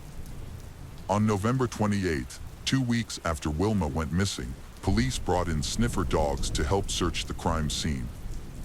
These specially trained dogs can detect the scent of a dead person. When they entered the bedroom, one of the dogs quickly indicated that there was a possibility of a corpse or human remains. The apartment was also filled with a distinct and unpleasant odor. Although the police had searched the bedroom before, they searched thoroughly again, focusing on the area the dogs had marked. They focused on a dresser, which appeared to be just another piece of furniture in the room, but inside the otherwise innocuous dresser was a small travel suitcase, which seemed inconspicuous among the other items in the room. After opening it, they discovered a large object wrapped in kitchen foil inside the suitcase. When they opened the foil, they were met with a horrifying and heartbreaking truth. Wilma's severed head had been carefully wrapped and tied with tape inside the foil. The travel case, containing evidence of Wilma's horrific events, was sent to the Gothenburg Forensic Laboratory for further examination. A detailed examination revealed Tishko's fingerprints, which linked him to the heinous act. The investigation revealed the shocking brutality of the crime. Although pathologists were unable to determine Wilma's exact cause of death, they discovered severe injuries to her head and eyes caused by blunt force trauma. The decapitation had also caused further head injuries. Wilma's family was devastated by her news. Her mother, Linda, joined the search efforts for the rest of Wilma's body. The family was confronted with horrifying details of the case, including evidence found on the walls of the apartment. It became clear that Wilma's final moments may have taken place in the living room, where she was violently attacked. A severe blow to the head ended her life, leaving a haunting reminder of the violence. Swedish police filed a report detailing Tishko's denial of Wilma's murder, strongly asserting his innocence. Despite Tishko's claims, police had enough evidence to charge him with the crime and his trial was set for May 2020. However, Wilma's body was not found during the trial. Tishko showed no remorse or emotion throughout the investigation. Reports revealed that he had a disturbing view of his ex-girlfriend, associating her with evil and making bizarre claims that she was working with the Democrats against then U.S. President Donald Trump. Tishko's bizarre obsession with the president led him to attempt to join Trump's campaign. But his application was rejected due to incomplete records. During his trial, his defense team attempted to argue that he was not guilty by reason of insanity, citing his bizarre beliefs and statements about Wilma as evidence. However, this defense was unsuccessful. On July 27, 2020, a court found Tishko Ahmed Shirzad, 23, guilty of the murder of 17-year-old Wilma Anderson and sentenced him to life in prison, which was later reduced to 18 years by an appeals court. The inexplicable reduction in sentence stems from the lack of concrete evidence to pinpoint the exact cause of Wilma's death or the course of events since her body was not there, a haunting absence that leaves important questions unanswered, hindering the pursuit of justice. In 2020, Wilma's funeral marked the sad end to her story, causing immense pain for her family. The case of Donald Alban Blom. Donald Alban Blom was born in Minnesota on February 5, 1949. He was an American. Donald's early life was difficult, as he experienced frequent physical and emotional abuse from his father starting at a young age, which continued until his teenage years. At that time, Donald was drinking a lot of alcohol and showing signs of behavioral disorders. His behavioral issues escalated as he entered puberty. His actions also became more erratic. For example, he frequently skipped classes during his time at reform school in 10th grade. On May 26, 1999, a night shift clerk, Katie Poirier, was working alone at a convenience store located within a service station. After midnight, a customer called the police to report that the clerk had disappeared. Upon their arrival, police officers found the store to be empty. A review of the store's surveillance video revealed a large man leading Katie out by her neck around 11:11 and 40 seconds p.m. He was wearing jeans, a backwards baseball cap, and a New York Yankees jersey with the number 23 on the back. Katie appeared to have been forced out of the store. Police questioned Catherine Hannock, an employee at the nearby Subway restaurant, in connection with the incident. She reported seeing a man behaving suspiciously shortly before the Subway closed around 10 p.m. After closing, she drove home and coincidentally encountered the same man driving away from the area. Catherine described the man's vehicle as a black Ford F-150 pickup truck with an extended cab and white markings on the side. She observed the truck circling the maintenance area several times before entering Moose Lake and stopping in the parking lot of a local cafe. Notably, Katie's car was still in the parking lot when Catherine left work. A composite sketch of the kidnapper was created based on that customer description and partial surveillance footage. The sketch depicted a man with long blonde hair, approximately 25 years old. This image was then broadcast on local television and published in newspapers, along with a plea for information from the public. As investigators gathered clues, hundreds of volunteers from around the state converged on the wooded area surrounding the station to search for Katie Poirier. Despite the use of service dogs and helicopters, no signs of her were found. Posters of the missing girl flooded local newspapers and billboards, making it a highly publicized case. Meanwhile, authorities checked in the nearby sex offender facility. Upon verifying that all inmates were present at the time of the incident, police focused on tracking down the suspect's vehicle using its license plate number. They found the owner of that car, which belonged to Donald Blom, but unfortunately, his truck was a different color than the one they were looking for. On June 6, 1999, the official search for Katie was terminated without success. However, many volunteers did not give up hope and continued looking. They believe there will be someone with information that will help the investigation. The fact that the abduction occurred in a store with a security camera led investigators to question whether the perpetrator was foolishly reckless or remarkably bold in carrying out their actions. Although the case remains unsolved, searchers continue to hold out hope that the perpetrator will eventually make another mistake that will lead to their capture. The search team narrowed their investigation to the neighborhood, as the perpetrator seemed to be familiar with the area. Given the possibility that the perpetrator visited the store multiple times before the crime, it's likely that someone in the neighborhood had seen him previously. A search headquarters was established at the Lutheran Church in Moose Lake, where staff members processed leads and volunteers distributed flyers with Katie's description. Maps on the wall highlighted areas already searched, marked with large crosses. Despite these extensive efforts, Katie remained missing. A new theory emerged, suggesting that the kidnapper might be a sports enthusiast, possibly a fan of the New York Yankees. And the police enlisted the help of a sports figure to aid in the search. Unfortunately, after 2 weeks, there were still no developments.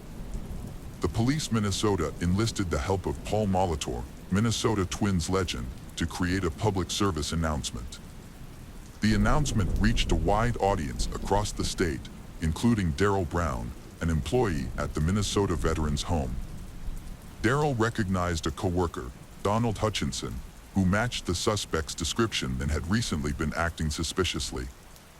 Donald Hutchinson had stopped driving his black pickup truck, had been absent from work the day after the abduction, and had recently gotten a haircut. As investigators looked into Donald Hutchinson, they discovered that his real name was Donald Blom. Further investigation revealed that he owned a black pickup truck hidden in his garage, as well as owned a plot of land near the location where Katie was last seen in Moose Lake. It was also discovered that he had a history of sex crimes, including the kidnapping of young girls, similar to Katie. With this information, detectives quickly obtained a search warrant. Detectives then tracked down Donald, finding him with his family at a campground 140 miles from Richfield. Early one morning, law enforcement agents arrived at Donald's residence to ask him questions. Following a thorough inspection, it was discovered that Donald had purchased a plot of land in Moose Lake about 2 years prior. His neighbors confirmed that he had visited the property frequently before Katie's disappearance, but then. Donald's supervisor at the veteran home where he worked stated that he was unaware of Donald's past convictions because Donald used a different name, Donald Hutchinson, at work. The supervisor added that Donald kept to himself and didn't socialize much. After his arrest, Donald Blom was initially cooperative and friendly, but he later refused to testify and requested a lawyer. During this time, authorities conducted several searches. Although numerous items were seized from Donald's residence, but officials refused to disclose what they were or how they related to the investigation. A second search was carried out on Donald's 20-acre property in Moose Lake, with over 100 National Guard members and several hundred volunteers participating. The search party trekked several miles into the woods surrounding Donald's property, but were forced to stop as night fell.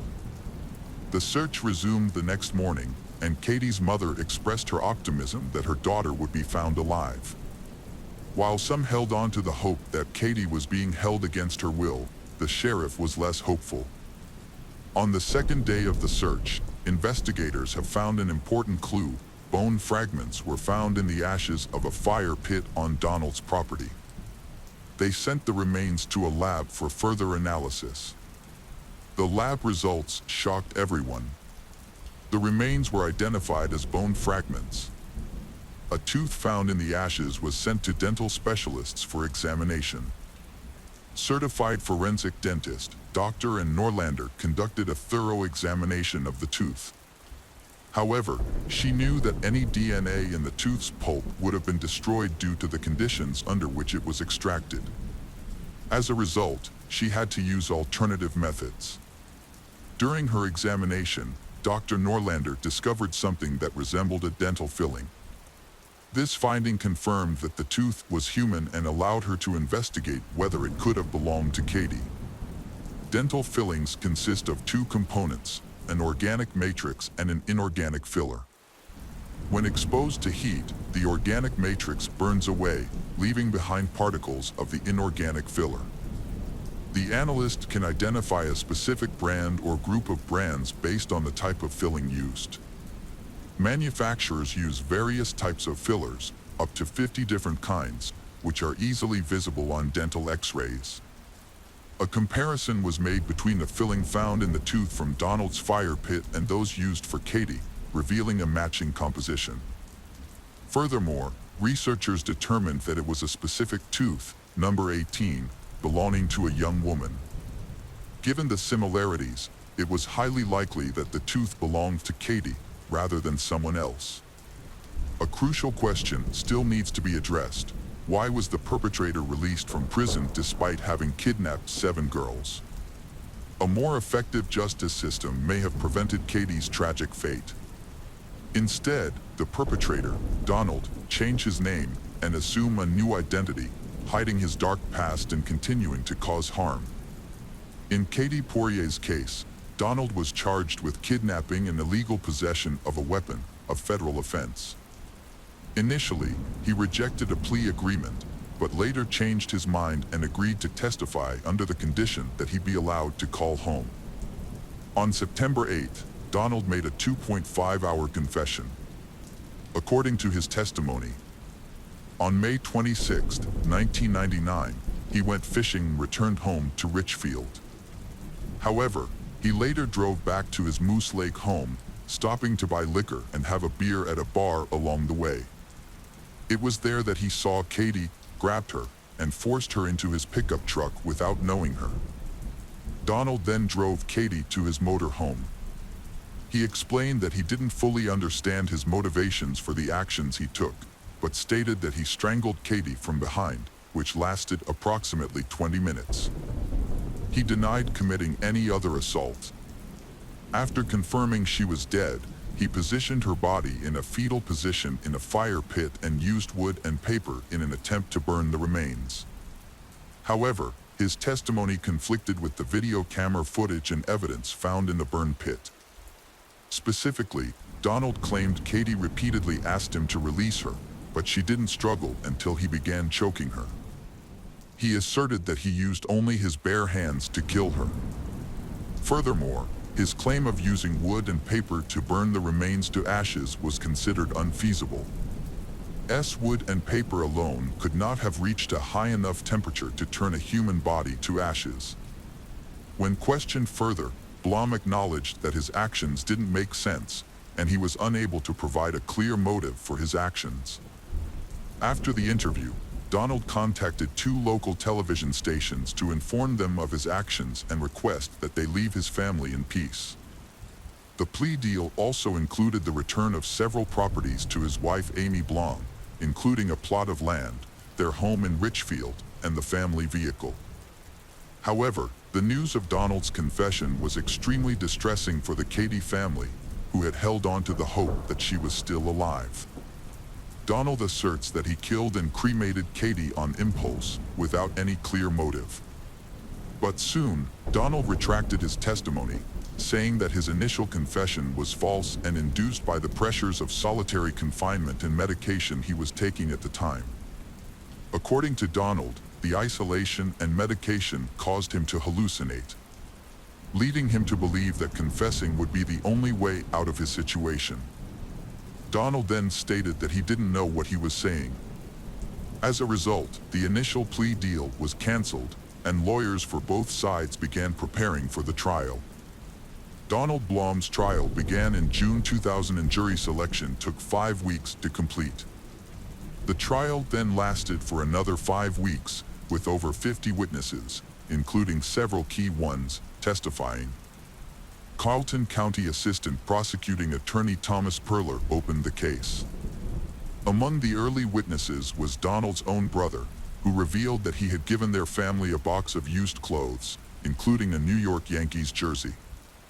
This contradicted Donald's previous statement that he had never owned such a shirt. Two women who were kidnapped by Donald in 1983 also testified, describing his behavior towards them. The jury gained further insight into Donald's motives when they realized that two young girls that he kidnapped bore a resemblance to Katie. Furthermore, forensic experts analyzed a partial tooth found at the scene and confirmed that it matched Katie's age, gender, and dental records. Dr. Ann Norlander initially questioned whether the object was a tooth, but after conducting further tests, she testified in court with a reasonable degree of medical certainty that the tooth belonged to Katie's. Her conclusion was largely based on the discovery of specific chemicals in the filling material. Additional evidence against Donald included a surveillance video from another store, taken in May, which showed him with blonde tips in the time of the kidnapping. This detail was confirmed by his barber and made him appear younger. The most crucial piece of evidence emerged when Donald confessed and the judge permitted Donald's statement to be considered as part of the case. As this evidence was presented, the courtroom fell silent, except for the quiet sobbing of Katie's relatives. It seemed clear that the evidence against Donald was mounting. Rodney Broden, the lead defense attorney, began calling witnesses on August 7th. The first witness he called was Amy Blom. Amy testified that her husband was at home on the night Katie disappeared. Amy remembered this detail because she was concerned that her husband's criminal record might make him a suspect. Later, she recalled the specifics of Donald's whereabouts that night. He had returned home around 9:30 p.m. and they had already gone to bed. When she woke up the next morning, she found that he had already made coffee, further confirming that he was at home. Amy further testified that she was treated poorly by the police during their questioning. She alleged that they threatened to take her children away from her if she did not answer their questions as they wanted. Amy described their behavior as bullying and stated they called she a liar. During the trial, Amy testified that she had never seen Donald's brother give Donald a baseball jersey, and he had never worn one, as far as she knew. Meanwhile, Donald was visibly emotional, crying and wiping away tears. When Donald took the stand to defend himself, he denied kidnapping Katie Poirier under oath. However, he had previously admitted to the crime during the investigation. During his testimony, which lasted over 3 hours, Donald exhibited emotional turmoil, frequently speaking and crying. He claimed that his life was unraveling and that he felt unwell around the time of the crime. Donald also mentioned that his wife, Amy, was considering leaving him due to the media attention. This led Donald to try a new tactic. In an attempt to gain the jury's sympathy and ultimately secure his release from jail, he portrayed himself as the victim. Although he initially confessed to the crime, he later took back his statement. Donald changed his story, claiming that he was at home with his wife, who had previously testified to the same, on the night of the crime, despite having gone fishing at Moose Lake earlier. He arrived home before 10 p.m., well before the time Katie was taken. During cross-examination, Donald was forced to confront the inconsistencies in his initial statements to the police. His appearance in court ultimately did not help his case. Donald came across to many as someone who complained excessively and was trying to avoid taking responsibility for his actions. After the questioning concluded, Donald Blom appeared frustrated. He turned to the judge, uttered a profanity, and requested permission to make a single statement, but was denied. Then, the case went to the jury, who deliberated for 10 hours, 3 of which spent reviewing the taped confessions. Ultimately, they returned a guilty verdict, and Donald Blom was sentenced to life imprisonment without the possibility of parole.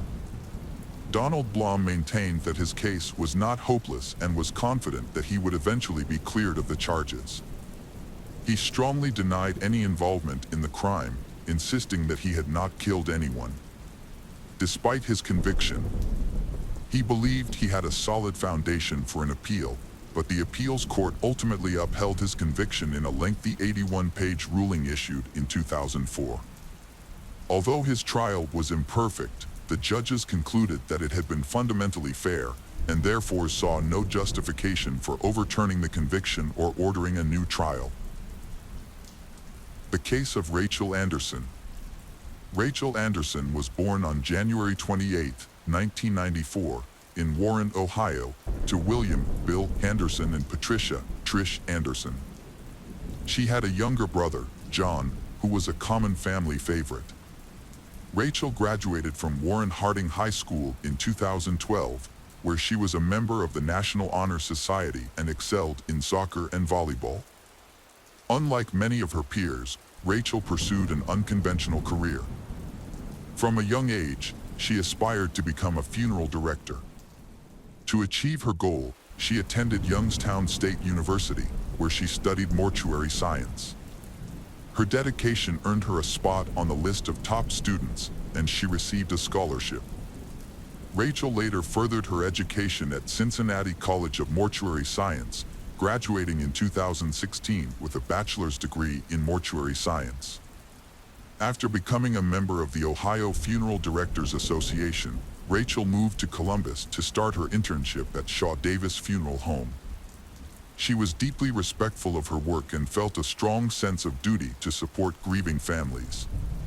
With her internship nearing its end, she hoped to secure a full-time position at the funeral home. However, her dreams and ambitions were tragically extinguished. Rachel's body was then sent to the morgue for a more thorough examination. The investigation began with interviews of key witnesses, and an autopsy was conducted to analyze the full extent of Rachel's severe injuries. The results showed that she had been strangled and stabbed. Specifically, she had a scalp laceration and skull fractures at the base of her head. The stab wound, located at the back of her neck, penetrated deep into her brain, damaging the left hemisphere. Rachel was killed with extreme force, as seen in the autopsy results where part of her skull was broken off. The autopsy also showed she was strangled using an electric blanket cord, which led to severe internal bleeding in her neck and chest area, as well as in her eyelids. Furthermore, the blood vessels in her eyes became filled with blood due to the strangulation. Additional forensic evidence indicated that Rachel was alive when the perpetrator restrained her, shown by bruises and red marks on her wrists and ankles. A DNA sample was discovered on the rope used to restrain Rachel and on her body. The coroner's autopsy results concluded that Rachel's death was ultimately caused by a stab wound to the head and neck, rather than strangulation as initially thought. The police interviewed several co-workers and Rachel's ex-boyfriend, who had an alibi for the time of the murder.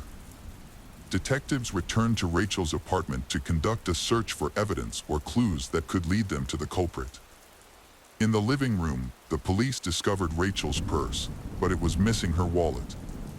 This led them to initially suspect a robbery. However, 2 weeks later, a crucial piece of evidence was found, a 9-inch steak knife used in the crime. It was discovered by Rachel's mother in a box in her apartment. However, the severity of the torture suggested that the perpetrator was not just a common thief, but rather someone who carefully planned their actions and took pleasure in having control over the victim. During the investigation, detectives explored various motives behind Rachel's death but struggled to identify suspects. The details of her death were kept under wraps to maintain the investigation's secrecy and prevent tipping off the perpetrator. The discovery of DNA evidence on Rachel's body and at the crime scene initially brought new hope to the investigation. However, it was ultimately unsuccessful since the DNA samples did not match any profiles in the existing database. A new clue emerged when investigators obtained video footage from street surveillance cameras. The footage showed 2 individuals using Rachel's car to drive around the city after her murder, and it was also discovered that cash had been withdrawn from her debit and credit cards. A further investigation using location services revealed a phone number that was in House Rachel's on January 28, 2018, between 7:59 p.m. and 9:25 p.m. By analyzing this evidence, authorities were able to track the location of the suspect. The investigation led to identifying the account holder linked to the phone number, ultimately revealing the suspect. The suspect was identified as 54 years old Anthony Pardon, an offender with a long history of serious crime, including multiple rapes, robbery, kidnapping, and attempted murder. Anthony had previously spent a total of 33 years in prison for these crimes. Anthony's early life was troubled. Initially, he living with grandparents, he moved to live with his mother. As a child, he received diagnoses of conduct disorder and antisocial personality disorder. In March 1979, at the age of 14, he was temporarily committed to the Ohio Youth Commission. Later that year, in July, he was placed in the custody of the court and temporarily transferred to Franklin County Children's Services. In December, Anthony was convicted of making threats and subsequently transferred to the Ohio Youth Commission, where he was placed in foster care. The following year, in 1980, Anthony, then 15 years old, was charged with abuse after assaulting the son of his foster parents. He confessed to the police that he committed the crime due to being emotionally distressed following a heated argument with his girlfriend. In another incident on November 13, 1981, 16 years old Anthony was convicted of several crimes. He had entered his girlfriend's 39 years old mother's home to use the phone, but he pulled out a butcher knife, sexually assaulted her, and stole $100 from her purse. He then gagged she, tied her hands and feet, and placed her in the trunk of his car. Anthony drove her to Valleydale, where he untied her feet and attempted to drown her in a river behind the Valleydale Ballroom. However, the woman managed to stay afloat. He then got into the water and held her head underwater, but a passerby intervened and scared him away. The woman survived the assault. Anthony escaped before the police arrived and used the stolen money to purchase tennis shoes and jogging uniforms. In May 1982, in Franklin, Anthony was convicted of various crimes at the age of 17. As a result, he received a prison sentence ranging from 5 to 25 years. During his time in prison, he committed several disciplinary offenses, including possession of a prohibited weapon, setting fire to a mattress, and engaging in physical altercations. He ultimately spent over 24 years behind bars, then being released in November 2006. After his release, Anthony moved to Georgia and applied for a job under a false name. However, his freedom was short-lived. In 2007, he was charged with forgery in Floyd County and received another conviction. This led to a 9-year prison sentence, followed by 20 years of probation and the requirement to wear a GPS ankle monitor. He was released from prison in 2017 and returned to Ohio in June of that year, through an interstate agreement. Upon his return to Ohio, Anthony was placed under the supervision of the Adult Parole Authority and was required to check in with the local sheriff's department every 90 days. Unfortunately, due to budget constraints and negligence on the part of state authorities, he was able to roam free once again without adequate oversight. On August 21, 2017, he was found with lock up a woman in his car. 6 days later, he was stopped for driving without a license and was discovered to be in possession of a kitchen knife and a shotgun. Despite these incidents, he was not taken into custody. The investigation into Rachel's case continued to unfold. Security footage revealed a man getting out of Rachel's car and entering a store, while the driver remained out of sight. Police interviewed store employees and eventually identified the man as Anthony Sleets, a local homeless man. Sleets was questioned by police a couple of days later. He claimed that an older man approached him and asked for his help in cashing in his ex-girlfriend's cards. Sleets agreed, becoming an accomplice in the case. During questioning, he confirmed that the older man was Anthony Pardon and provided details of their actions on the evening of January 28, 2018, when they attempted to use Rachel's stolen cards. The next step was to find and apprehend Anthony Pardon. After several days of surveillance on Anthony's sister's house, he was finally caught on February 9, 2018. Anthony, 54 years old, with a history of offenses, was charged with 9 counts, including burglary, aggravated robbery, kidnapping, rape, and murder. The trial of Rachel Anderson's case began on February 4, 2020. On the first day, 4 witnesses took the stand, including Jonathan Kennedy, who discovered Rachel's body, and the apartment complex manager. Officer Frank Ghani also testified, describing what he saw from his car outside the complex and the surveillance footage he witnessed. Jonathan found Rachel's body, and Officer Ghani was nearby.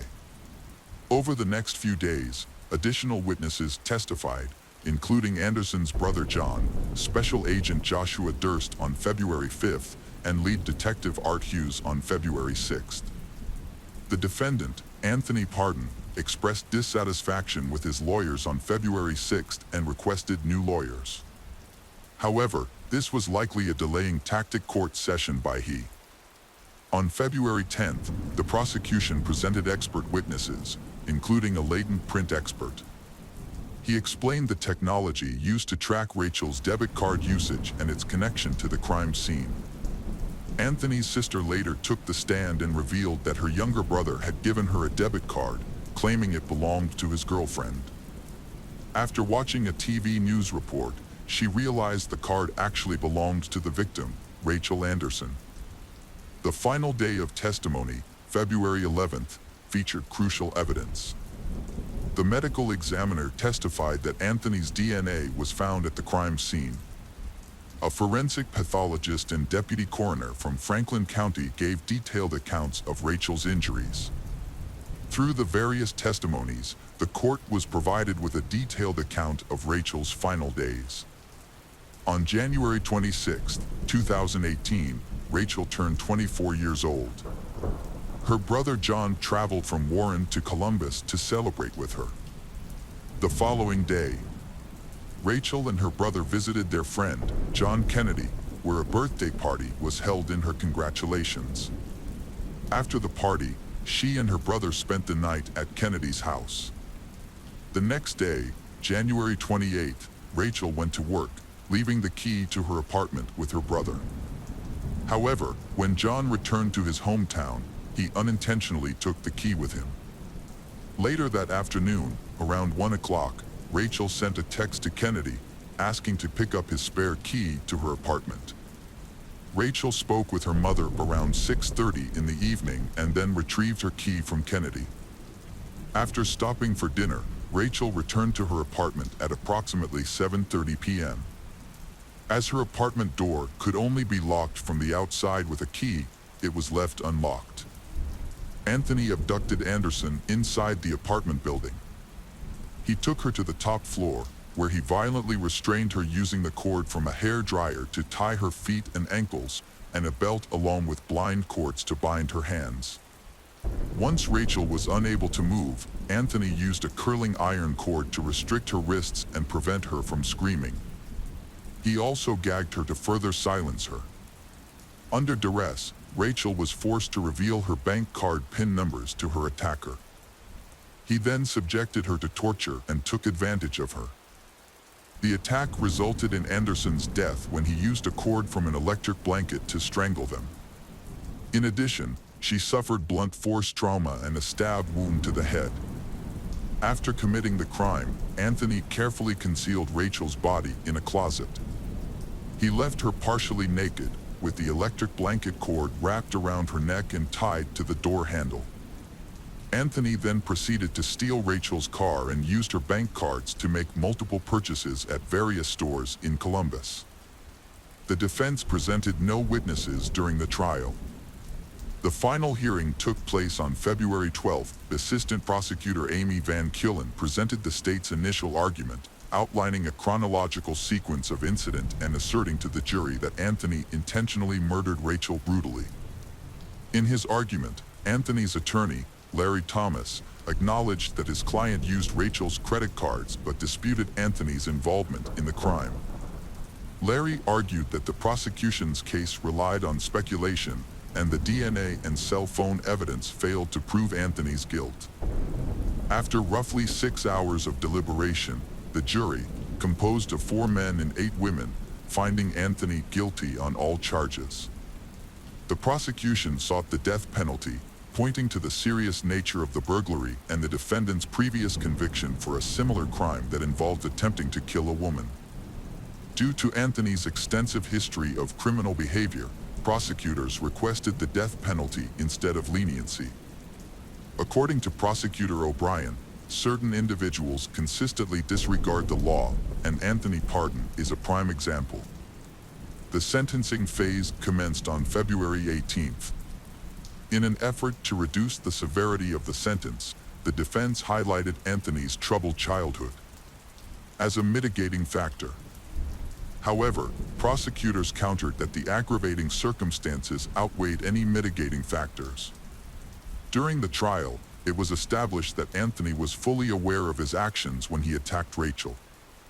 Despite this, several people testified in his defense, including his mother, sister, a psychologist, and his former elementary school teacher. Anthony gave an impromptu 13-minute statement to the jury. During this time, he discussed the abuse he suffered in his childhood and the hardships he faced after being released from prison, expressing feelings of helplessness. Anthony claimed that the justice system had failed him and that he received no support, ultimately blaming the system for his current circumstances. However, Anthony did not directly address the crime he committed or offer an apology for his actions. After 3.5 hours of deliberation, the jury sentenced Anthony to life imprisonment without parole. The sentencing took place on March 16, 2020. Rachel's mother was visibly emotional in court as the verdict was announced. Rachel's father felt shocked that Anthony is blaming the system for his actions, rather than taking responsibility for what happened. He acknowledged that the system does have its flaws, but in this case, it was Rachel who was ultimately let down. Judge McIntosh delivered the verdict, sentencing Anthony Pardon to life sentences without parole for aggravated murder and violence. Additionally, Anthony received 63 years in prison for various other charges, including aggravated burglary, kidnapping, and aggravated robbery. Rachel's life was tragically cut short when she passed away on her 24th birthday. At the time of her death, she was nearing the end of her internship and was close to securing a promising job. Rachel was laid to rest at Pine View Memorial Park, leaving behind her family and friends were left to cope with the unexpected and devastating loss. The case of Neil Entwistle. Neil Entwistle was born on September 18, 1978 in Worksop, Nottinghamshire, England. His parents, Clifford and Yvonne Entwistle, raised him and his younger brother Russell in a small house. His father, Clifford, worked as a coal miner before becoming a labor consultant, and his mother, Yvonne, worked as a cook in the school canteen. After finishing high school, Neil attended York University to study electrical engineering and business management. While at the university, he met Rachel Souza, an American student studying abroad. From Kingston, Massachusetts. Rachel attended Silver Lake Regional High School and later transferred to Holy Cross College in Worcester. During her year at York University, she joined the rowing team, where she met Neil. Described as reserved and unsociable, Neil impressed his friends with his calm demeanor. Rachel, on the other hand, was outgoing, and her American background added to her charm. As a result, she was popular while on the rowing team. Neil and Rachel spent more time together, and they became closer. Neil and Rachel found themselves attracted to each other. Neil worked at a defense and security technology company in Malvern, Worcestershire. Meanwhile, Rachel pursued a career in education. After completing her studies in 2002, she became an English drama and theater teacher at St. Augustine's Catholic High School in Redditch. Neil shared a post on Friends Reunited in June 2003, joking that his job was making bombs and other things for a living. He also expressed his happiness about his upcoming wedding to Rachel, whom he called the most wonderful woman in the world. They met through sailing and formed a deep bond. Although he said he felt a little unhappy living south of the border in Birmingham, he was excited about his future with Rachel. In August 2003, the couple married in 2 ceremonies, one in Plymouth, UK, and one in Massachusetts, USA. Following the ceremony in the US, they had a reception in the UK. Neil created a family website where he shares updates about their life in Worcester. The couple's daughter, Lillian Rose, was born in April 2005, leading to their decision to move to the US. They initially lived with Rachel's mother, Priscilla Matarazzo, and stepfather, Joseph, in Carver, Massachusetts, before moving to their own home in Hopkinton on January 12, 2006. Their new home, located on a quiet cul-de-sac with only 8 neighbors, offers a quiet setting just a short walk from the nearest major city. The 5-bedroom home rents for $1,500 a month, which is quite expensive. Neil, a computer programmer and IT professional, is having trouble finding work, which is causing financial stress and debt. To ease his financial burden, Neil turns to selling PC parts on eBay. However, his business is affected by customer complaints about undelivered orders, which brings in eBay's fraud investigators. During the proceedings, it is discovered that Neil has been using multiple accounts under different names. During this time, Neil runs a website called millionmaker.co.uk. The site promoted a get-rich-quick scheme targeting those in the adult entertainment industry, offering 24/7 support. The site promised a guaranteed monthly profit of $6,000 within the first 6 months. However, the site was eventually shut down. At the same time, Neil was using online platforms to find sexual partners. He visited sites such as Adult Friend Finder, Half-Price Escorts, Nightlife, and Hot Local Euro Escorts for this purpose. Neil created a profile on Adult Friend Finder and emailed several women, saying he was looking for sexual partners. Investigators found incriminating content on his laptop, including a profile in which he mentioned wanting to meet American women of various ages to confirm rumors about their sexual prowess. His profile suggested a straightforward and mutually beneficial approach to meeting like-minded people. During his trial, Neil revealed that he had searched online for blondes, suggesting that he was still interested in such services. His online searches, most recently on January 18, 2006, included terms such as Worcester Escort Services and Worcester Escorts on Google. However, Neil's actions were not simply a search for escorts and other women. Neil conducted an alarming array of online searches. He searched for terms such as knife to the throat, kill, and how to kill with a knife. These searches were interspersed with more conventional searches for employment opportunities, travel, and ways to make quick money. Additionally, during this time, Neil traveled to Carver to visit his father-in-law, Joe Matarazzo. Joe was a member of the Old Colony Sporting Club in Carver. After being taught how to shoot by Joe, Neil planned to steal a gun from Joe's collection at their home in Carver, Massachusetts.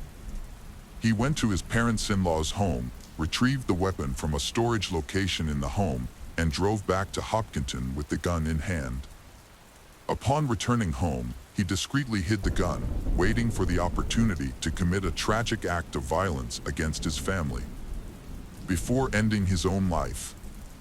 On January 20, 2006, Neil entered the bedroom where his wife Rachel and 9-month-old daughter Lillian were sleeping. He shot Rachel, 27, in the head, then shot Lillian, who was lying next to her. The bullet passed through Lillian's body and into Rachel's left chest. That same day, while his wife's family was still at work, he returned to Carver, returning the weapon without cleaning it. After leaving Carver, Neil went to Logan Airport in Boston. That evening, January 20, 2006, he withdrew a total of $800 from an ATM in 2 transactions. However, A third attempt to withdraw an additional $420 was rejected. The next day, Saturday, January 21st, 2006, Neil purchased a one-way ticket to London without luggage. At around 5 p.m., he boarded a British Airways flight, which departed from Boston at 8:15 p.m. That Saturday evening, Neil had invited some neighbors over for dinner. Joanna Gadley and her sister Maureen arrived at around 7 p.m. and found the house locked, but the lights were still on inside. Worried, they tried to call Rachel's mother, but were unable to reach her. Panicking, they decided to call 911 for assistance. The police quickly arrived at Neil's house at around 8:30 p.m. Upon entering the house, Sergeant Michael Sutton observed the scene, noticing inside the bedroom was a large, unmade bed with all the clothes piled in the middle of the bed. Except for the unmade bed, everything else in the house appeared to be in order. After completing the search, the police locked the house and left to continue patrolling. Although the police continued to search, Joanna and Maureen were still extremely worried about Rachel's family. They decided to spend the night in the car, waiting for the family to return. Despite the cold, they made several trips to the gas station bathroom during the night, anxiously waiting for any news. The next morning, Sunday, the sisters gained access to the house using the garage door code they had obtained from a neighbor the night before. When they entered the house, they found evidence that the family had just finished eating, with dishes and leftovers in the kitchen. The bathtub was still full of water, indicating that the parents had just bathed their newborn daughter. They went into the master bedroom, then to Lillian's bathroom, where classical music was playing, and finally to the living room. After Rachel's mother and stepfather arrived, they assessed the situation together and decided to report the family missing to the Hopkinton Police Department. Sergeant Michael returned to the house for a second search. This time, when he entered the basement, he noticed a strong, unpleasant odor that had not been there the day before. He followed the smell through the house until he reached the master bedroom. There, he found the bodies of Rachel and Lillian on the unmade bed, covered in clothes. Rachel's arms were stretched out across Lillian's chest, and her legs were drawn up beside her daughter. Both were wearing pajamas. An autopsy later revealed that Rachel had been shot in the head and Lillian in the torso. Further investigation found Rachel's DNA on the barrel of the gun and Neil's DNA on the stock. Neil Entwistle, 27, was initially listed as a missing person. Michael Fabry, Assistant District Attorney for Middlesex County, stated that the main priority on the first night was to find Neil as his location and condition were unknown, raising concerns for his safety. About 36 hours after returning to England, Neil visited his parents, Clifford and Yvonne. He had driven and spent the previous night at a hotel. During the visit, he told his parents that he had found the bodies of his wife and daughter. On Monday, January 23, 2006, Neil had a 2-hour telephone conversation with State Police Constable Robert Manning of the Hopkinton Police Department. The conversation was recorded and later played back in full during the court proceedings.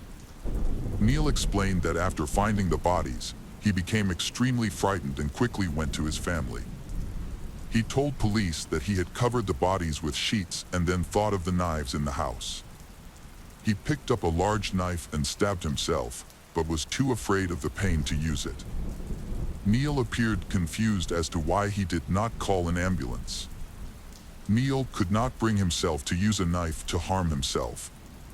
He told police that he then drove the family car to his father-in-law Joe Matarazzo's house to retrieve a .22 LR revolver. However, he found the house locked. Rather than explore other options, Neil decided to fly back to England to stay with his parents. On January 26, 2006, U.S. police arrived in the UK to question Neil. The following day, January 27th, after speaking to a lawyer at his parents' home, Neil refused to meet with U.S. police at the U.S. Embassy in London. Rachel and her daughter Lillian were buried at Evergreen Cemetery in Kingston, Massachusetts, under the surname Souza. They were buried together in a coffin. About 500 people attended the funeral, but Neil was absent. His name was not mentioned at the service and is not inscribed on their joint headstone. Instead, Neil sent a bouquet of flowers consisting of an orange rose and a white lily with a note attached to a ribbon. The note read, "My orange roses and lilies forever," and was signed Sakoko. Upon his return to England, Neil appeared to have returned to his usual routine. In February 2006, despite the constant media attention outside his parents' home in Waltham, he attended a dinner in Notting Hill with his old crew from York University. About a week after Rachel and Lillian's funerals, he also went to the movies.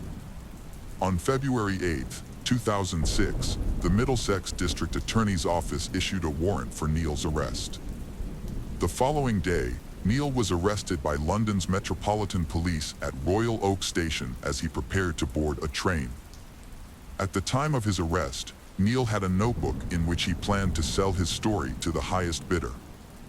The notebook also included affectionate notes about his orange rose and a person named Lily. Neil referred to his wife as "my dearest and most beloved friend" in the notebook. He also wrote 2 letters to the editor sharing his story and had contacted a close friend about his plans.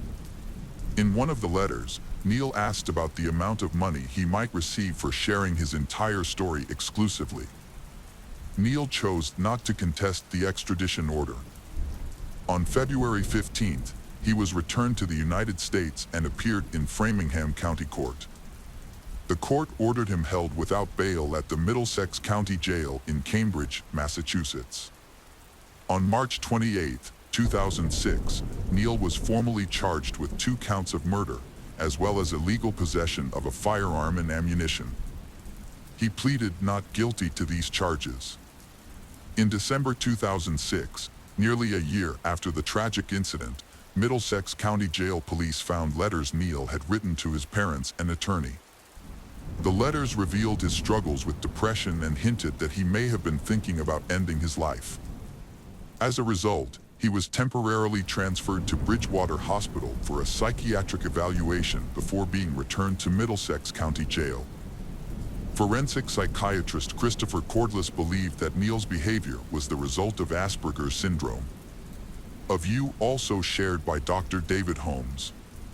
After several delays, jury selection for the trial in Middlesex Superior Court began in June 2008. Concerns arose over the high-profile nature of the case and whether Neil would receive a fair trial. The trial officially began on June 2, 2008, in Wrentham, Massachusetts. Elliot Weinstein led Neil's defense team. During the trial, Weinstein attempted to block the prosecution from using DNA evidence, but was unsuccessful. He also attempted to exclude other evidence found in the family home because the police did not have a warrant, but this effort was also unsuccessful. Neil chose not to call any witnesses or testify in his own defense. Those who attended the trial noted that Neil showed little emotion throughout the trial. On June 25, 2008, Neil Entwistle was convicted of first-degree murder, as well as possession of a firearm and ammunition without a license. He was sentenced to life in prison without the possibility of parole. After the trial, Neil told family and friends in court not to worry, saying, "I'll be fine." He was initially sent to the Sousa Baranowski Correctional Center. However, in August 2008, Neil shaved his head, thinking it would protect him from a white supremacist gang in prison. But instead of protecting him, the gang said they would kill him and viewed his actions as a futile attempt to gain their favor. As a result, Neil was transferred to protective custody for his own safety.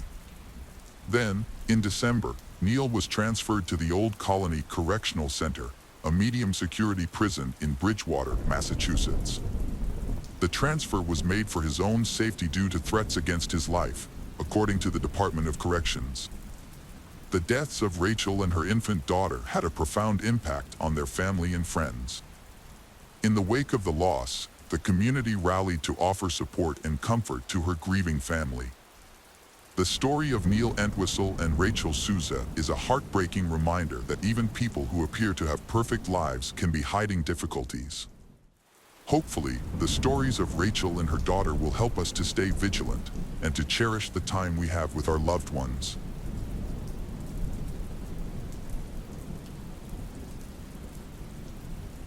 The case of Ben Rennick. Ben Rennick was born in August 1987 in Missouri. He grew up in a rural area with his family, including his older brother Sam, with whom he was very close. In 1989, the Rennick family moved to a picturesque farm. There, the two brothers enjoyed the outdoors, and it was during this time that Ben developed a passion for snakes. In September 1992, a tragic incident occurred for the Rennick family. While they were away, a gas leak caused an explosion that destroyed their beautiful home. As a result, the family was forced to move into a trailer. Later, Ben's mother, Kim, was diagnosed with terminal breast cancer. Despite the hardships they faced, the Rennick family remained united and supported each other through every challenge. After previous hardships, the family moved to a new house in 2002. Here, Ben was given a room to raise snakes. In 2009, after a long battle with cancer, Mrs. Kim passed away. Before she died, she asked her sons to promise to continue taking care of the farm and pass it on to the next generation. With an endless passion for snakes, Ben founded the company Rennick Reptiles, which quickly gained wide recognition. Thanks to this, he was able to export snakes to many countries around the world, from the UK to Japan. Snake breeding became his passion and purpose in life. He was known as an excellent breeder, dedicated to his work and more concerned with his love for snakes than profit. His reptile farm successfully bred and propagated many species of reptiles, from common species to some of the rarest in the world. The value of Ben's reptile collection was enormous. The snakes in his collection alone were estimated to be worth over $1 million. However, Ben felt lonely and wanted to have a family. In 2010, at a party, he met Lindley, and they quickly developed a relationship. Just a few weeks later, Ben introduced Lindley to his brother Sam and Sam's fiancé Eli. Both Eli and Lindley had children from previous relationships, which made it easy for them to connect and become friends. Lindley quickly integrated into the Rennick family and moved in with them. She helped Ben take care of the snake farm. They fell in love and lived like a real family, although they were not officially married. In March 2012, Lindley gave birth to a baby girl named Amelia. Ben was very happy to be a father. However, their happy family life once again encountered difficulties. Frank Rennick, Ben's father, faced serious business difficulties. Before that, he made several illegal stock trades to pay for Kim's medical and treatment expenses. The day before the FBI was scheduled to come to investigate the farm, Frank committed suicide. His death put an end to the investigation. Frank's sons once again faced the pain of losing a loved one. Ben inherited the house and farm, while Sam received a sum of money much larger than the value of the house. Although each had their own families, they lived together as one big family in their parents' house. Sam did not hesitate to use his inheritance to renovate the farm, demonstrating the bond and solidarity between the two brothers. Initially, the relationship between the two brothers was quite good. However, financial disagreements soon caused a rift. After their father passed away, Ben focused on his business and family. He decided to marry Lindley on April 14, 2014, officially making her a member of the Rennick family. Later, Lindley and Ben opened a new business together, Essentia Spa Incorporated. However, the business managed by Lindley encountered financial difficulties. Ben and Lindley often argued about financial issues. Although Lindley worked very hard, her income was still not enough to cover the salon's expenses. Meanwhile, Sam and his wife were also having financial difficulties. Ben allowed Sam and his wife to sell some of the furniture in their house to raise more money, but Lindley did not agree with this decision.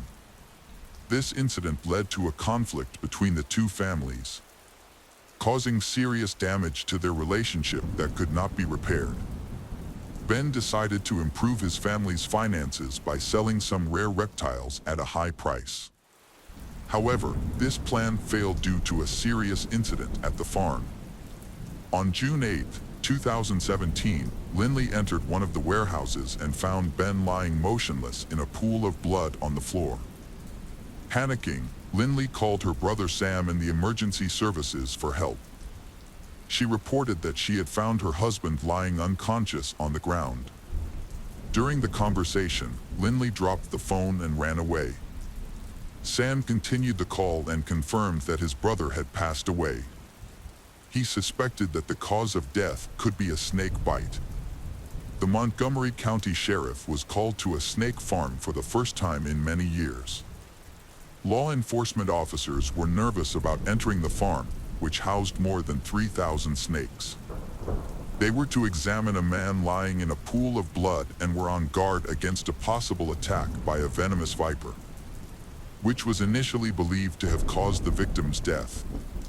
When police investigator Dave Colbert arrived at the scene and examined it closely, he discovered a shell casing on a shelf at eye level. This discovery suggested that this was not a snake bite, as initially thought, but a more serious homicide. The shell casing was found near Ben's body, but no weapon was found. The killer had shot the victim multiple times in the back and head. Remarkably, no one in the family heard the gunshots or saw the attacker.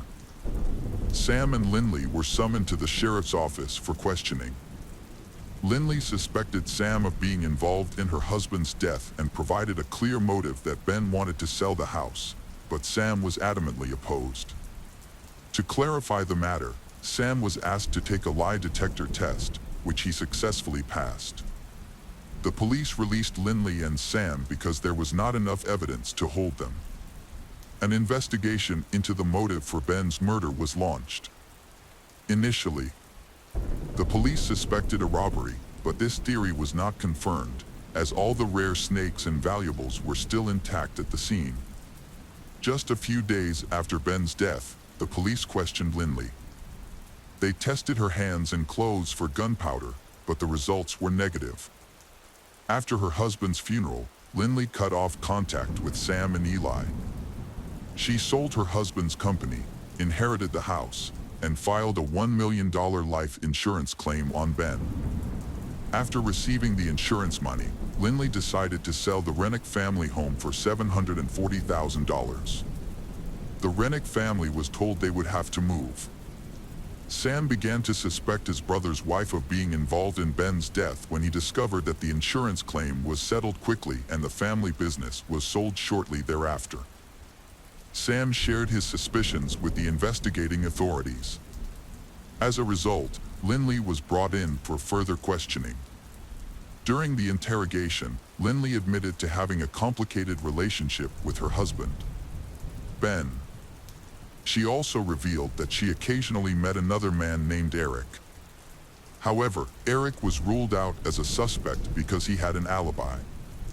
What was shocking was Lindley's confession that about 3 years after marrying Ben, she had been having affairs with at least 2 other men. Text messages between Ben and his wife showed that he suspected her of having an affair, causing tension in their relationship. On October 5, 2017, the Missouri Highway Patrol administered a lie detector test to Lindley, which she failed. However, due to a lack of concrete evidence in the case, she was released. Although progress has slowed, the investigation into Ben's death continues. A report of police reports shows, a month before Ben Rennick's death, Lindley made her first attempt to kill her husband. She fabricated a story about Ben being an abusive husband who regularly abused and beat her. Lindley told this story to a coworker at the spa, hoping to gain sympathy and support. Investigators discovered this after Ben died. Lindley Rennick and her accomplice conspired to kill Ben by mixing 15 Percocet pills into a protein shake.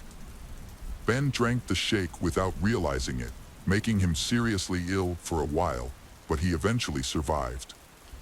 Ben had no idea he had been poisoned. Investigators subsequently questioned Lindley 6 times about the incident. A surprising breakthrough in the investigation occurred on January 14, 2020, when a key piece of information was revealed from a state prison. A witness named Brandon Blackwell claimed to know about Ben's death. Brandon told Missouri State Highway Patrol investigators that Lindley was the one who shot Ben and that she had conspired with her ex-boyfriend. Brandon revealed that he and Lindley had been having an affair while she was still married to Ben. A year and a half after Ben's death, Brandon and Lindley had a child together. However, they broke up in 2019. Brandon claimed that Lindley had admitted to him that she had been having affairs, specifically with Ashley Shaw, a co-worker at the spa where she worked, and Michael Humphrey, another ex-boyfriend.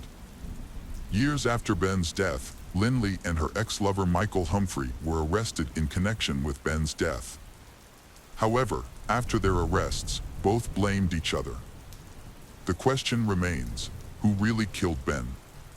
According to Michael's testimony, on the day of the incident, he accompanied Lindley to the farm. Lindley asked Michael to pretend to be the buyer and wear gloves.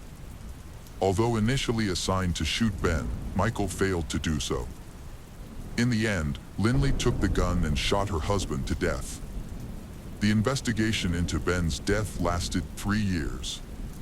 By January 16, 2020, authorities had issued arrest warrants for 3 suspects: Lindley, Michael Humphrey, and Ashley Shaw. Ashley was granted immunity in exchange for her cooperation in the case. She testified in court against her former employer. The former spa employee revealed that Lindley had been complaining about her husband and had convinced her to join in on the scheme. She told that Lindley claimed that Ben had been demeaning, insulting, and even physically abusive to Lindley. Fearing that she would lose custody of their children after the divorce, Lindley decided to get rid of her husband, Ben. She and Michael conspired to poison Ben with a lethal cocktail. When questioned, Lindley and Michael blamed each other for Ben's death. In October 2021, Michael Humphrey appeared in court in Ine County. His attorney hoped that revealing the murder weapon would reduce the charge to second-degree murder. Although Michael had the gun involved, no conclusive DNA evidence was found on it. To get his sentence reduced, Michael cooperated with prosecutors by revealing the location of the murder weapon. As a result, he was convicted of second-degree murder, a lesser charge. On January 3, 2021, no plea was entered, and Michael was sentenced to life in prison with the possibility of parole. Lindley's trial began on December 6, 2021. She was charged with fatally shooting her husband, Ben, on June 8, 2017, at his snake farm in New Florence. According to court records, the plan to kill Ben began at Lindley's spa. According to the statement, Lindley may have made up the story about domestic violence because she feared that Ben would learn of her financial difficulties and take away her children. The first time Lindley attempted to kill Ben, she tried to spike his protein shake with narcotics. The trial detailed the day of Ben's murder, replaying the entire sequence of events through cross-examination. On the day of the murder, Michael picked up Lindley at the spa. Ashley also used Lindley's phone to send text messages from inside the spa, creating false evidence of their location and misleading the investigation. According to court records, Michael intended to kill Ben but asked Lindley to do it. After the shooting, Michael tried to collect all the shell casings but missed some in his haste. He then returned to the spa and threw away Lindley's clothes after she showered, in an attempt to remove gunpowder residue from her body and clothes from the day of the murder. Defense attorney Catherine Barrer asked Lindley to share her personal and family history, her education, her relationship with her ex-boyfriend Michael, as well as her work history and the events that led to her marriage to Ben. The lawyer presented Lindley as a victim of domestic violence. However, no evidence of such violence was found, which weakened this defense. Michael was part of a group accused of planning to kill Ben. Lindley described her relationship with Michael as complex and codependent, involving Michael's drug dealing and her drug addiction. According to witness testimony, Lindley ended her relationship with Michael in late 2010, but they reconnected about a month before Ben's death. Lindley denied the prosecution's allegations of planning to kill Ben, including trying to poison him with a protein shake laced with an addictive substance. In court, Lindley admitted to having affairs with several men and expressed deep remorse. When considering divorce, she did not know who to turn to for advice. As her father was divorced and held strong views on divorce and adultery, Lindley wanted support when talking to Ben, so she contacted her ex-boyfriends, which led to her reconnecting with Michael. During the trial, Lindley admitted to participating in her husband's death and concealing Michael's involvement. She said the reasons were marital problems, including arguments, allegations of abuse by Ben, and stress related to his snake business. Fearful of Ben's reaction to the divorce, Lindley brought Michael to the farm on June 8, 2017. She claimed that her intention was to file for divorce, not to harm Ben. Lindley said that she took Ben's trash to throw away, then went into the nursery and saw Michael and Ben washing their hands. She did not hear their conversation because she was focused on thinking about how to talk to Ben about the divorce. Lindley recounted in a trembling voice how Michael pulled out a gun and shot her husband. She screamed and ran outside, hearing several more gunshots. Shocked and panicked, she only remembers staring at the trees as Michael ran up and pushed her toward the car. When she returned to the snake farm, Lindley discovered Ben's body. She called Ben's brother, Sam, and they checked to see if Ben was still alive by checking his pulse and breathing. Lindley expressed regret for not telling the police right away that she was there with Michael and for not telling them what happened. Due to suspicions of her involvement in her husband's death, the $1 million life insurance policy Ben had purchased long ago could be contested. Lindley has waived her right to the money. Ben became the beneficiary of a trust fund after his father's death. The assets belonged to Ben and his children, not Lindley. However, Lindley received the money she contributed to the trust fund, along with her daughter's scholarship. Lindley admitted to seeking support by sharing her story with her then-boyfriend, Brandon Blackwell. However, the relationship ended shortly after Lindley gave birth to Brandon's child. At trial, Lindley expressed regret for repeatedly lying. "I was just trying to avoid the truth of what happened," she said, and insisted she never wanted her husband to die. Following the final verdict, Lindley's defense team did not file a motion for a new trial. No appeals have been filed against her conviction. However, Lindley filed a defamation lawsuit against Blackwell, claiming that his statements about her involvement in her husband's death were false. However, prosecutor Kevin Zellner questioned Lindley's testimony during cross-examination. He asked why she did not check on her husband after hearing the gunshots, why she did not call 911, why she sent friendly text messages to her husband and Michael after the shooting, and why she continued to lie even after emergency responders were involved. Prosecutor Kevin portrayed Lindley as a clumsy but ruthless mastermind in the murder. Lindley admitted to suggesting that police consider Ben's brother, the victim, as a suspect. During the trial, Kevin criticized Lindley's coldness in accusing the deceased's brother. During the sentencing hearing for second-degree murder and armed criminal action, Lindley broke down and cried but still did not admit her guilt. On December 9, 2021, Lindley, 33, was convicted of second-degree murder. She was sentenced to 13 years in prison for the murder and an additional 3 years for the armed criminal action. In total, Judge Kevin Crane sentenced her to 16 years in prison the following January. Sam and Ben's family were furious about the sentence. They believe that both Michael and Lindley deserve life in prison, as they are as guilty as their co-defendants. Sam expressed deep disappointment and surprise when he realized that in Missouri, a human life is only valued at 13 years in prison. Ben was a promising young man. However, due to the actions of a woman, he and Sam fell into an awkward situation, causing irreparable damage to their relationship. Despite this, Ben continued to live a dignified life.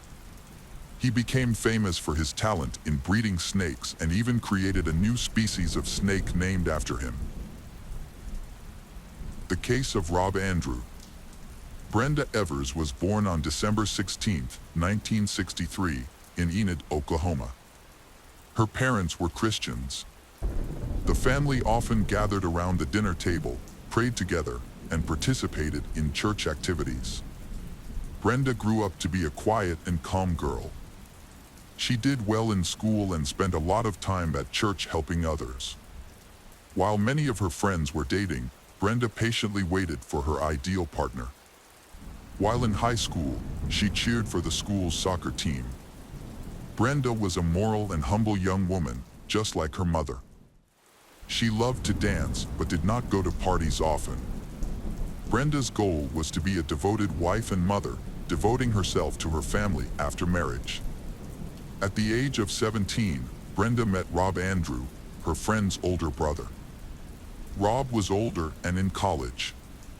They quickly discovered that they had much in common. Although they were from different branches of Christianity, Brenda was Lutheran and Rob was Baptist. They both held conservative views, attended church regularly, and wanted to raise a large, happy family. Their friendship gradually blossomed into romance. Brenda then went to college in Winfield, Kansas. Despite being 125 miles apart, they tried to keep in touch regularly. To be closer to her lover, Brenda transferred to a college in Stillwater, Oklahoma, a year later. By the end of the summer of 1984, they married. Not long after, Rob received an attractive job offer in Houston, Texas. Although he was hesitant, Brenda convinced her husband to accept it. While Rob developed his career as an advertising executive, Brenda also completed her degree and found a job in the banking industry. Brenda loved the bustling life in the big city, with its tall buildings and vibrant nightclubs. Texas changed her a lot. She became more confident, started taking care of herself, dressed fashionably, wore makeup, and made many friends. However, Rob was not happy with these changes. He believed that a woman of faith should be more restrained. In addition, Rob began to feel homesick. So when he received an offer to return to the advertising agency in Oklahoma City, he happily agreed. Brenda did not support her husband's decision, leading to an argument between the two. In the end, they agreed that Rob would move to the new place first, and if everything went well, his wife would follow. After several months of living apart, the family reunited. In the early 1990s, Rob and his wife moved into a luxury home in Lansbrook. 9 months later, they had their first daughter, Tricity. Brenda quit her job to become a stay-at-home mom and raise the children. 4 years later, they had their son, Parker. Their family life seemed perfect, with love, children, home, and wealth. Rob and Brenda were married for approximately 17 years and had 2 children together. As a deeply religious couple, they raised their children with strong faith and moral values. They regularly attended church as a family and participated in charitable activities. From the outside, their marriage appeared happy and stable. However, in October 2001, their family life unexpectedly fell apart when Brenda left Rob and initiated divorce proceedings. After that, Rob stopped by their old home to pick up their children for the holidays as planned. That evening, Brenda met him at the door and asked him to fix a broken appliance in the garage. As Rob bent down to check, he heard footsteps behind him. As he turned around, he was shot and fell to the concrete floor. At around 6 p.m., emergency services received a call from Brenda. She reported that she was injured and her husband was dead. An ambulance was dispatched immediately. When paramedics arrived, they found a horrific scene in the garage. A man was lying in a pool of blood, dead from a gunshot wound. His wife, Brenda, had a less serious wound to her arm. Brenda's clothes were covered in blood, and she appeared to be in shock. Paramedics confirmed that she was indeed in shock. Brenda said that she had tried to give Rob first aid, but she thought he was dead. They noticed that the victim's hand was bandaged. After the incident, Brenda was taken to the hospital for treatment. Police began investigating the scene as soon as the ambulance left. They found a .22 caliber bullet in the wall and a shotgun shell casing, indicating that multiple weapons were used. Police also found the victim's wallet intact, ruling out the possibility of a robbery. To clarify the incident, they needed to interview Rob's ex-wife. At the hospital, Brenda explained the reason for her encounter with Rob. She said that while they were together, two masked and armed men broke into the garage. The attackers shouted something that Brenda could not hear. One shot Rob twice, and the other shot and wounded Brenda as she tried to run away. Both attackers then fled. Brenda did not know the identity or motive of the attackers. She believed that Rob was unlikely to have enemies because he was kind and helpful. Brenda admitted that she was scared, especially since there were children in the house at the time of the attack. However, Brenda's story was inconsistent. The police suspected that she was not telling the truth, especially when they saw that the children had not packed for the trip. Interviewing neighbors also did not yield any useful information. No one noticed anything unusual that night. To learn more about Brenda and Rob's personal lives, detectives decided to interview people they knew. It turns out that after the birth of their second child, the relationship between Andrew and Brenda became strained. Andrew often complained to friends and pastors that Brenda mistreated him and hated their marriage. In addition, a close family friend commented that the couple's feelings seemed abnormal. Brenda often expressed her feelings openly, even in front of strangers. Rob seemed to love Brenda too much, as he had forgiven her inappropriate behavior for a long time. Family friends all noticed that Brenda had changed significantly. From a normal housewife, she had become a woman with a more liberal lifestyle. These accusations were well-founded and were backed by clear evidence. Brenda seemed to be going through a midlife crisis. Her style of dress changed significantly. From a refined woman, she changed to wearing revealing clothes and wearing too much makeup. Not only that, Brenda also became secretive with her husband. She did not share where she went, who she met, or what she did. Eventually, Rob discovered that his wife was having an affair. In October 1997, Brenda began an extramarital relationship with Rick Nunley, the husband of a friend and former co-worker at a bank in Oklahoma. They dated for a year, then only communicated by phone occasionally. Brenda then began a relationship with James Higgins, a local store owner. At first, James Higgins was attracted to Brenda's style of dress and flirtatiousness. They began seeing each other regularly once or twice a week after Brenda gave him a hotel room key. The relationship lasted about 5 years. During this time, Brenda's husband, Rob, was completely unaware of the affair. However, he realized that their marriage was in trouble. Brenda hardly spoke to or spent time with Rob anymore.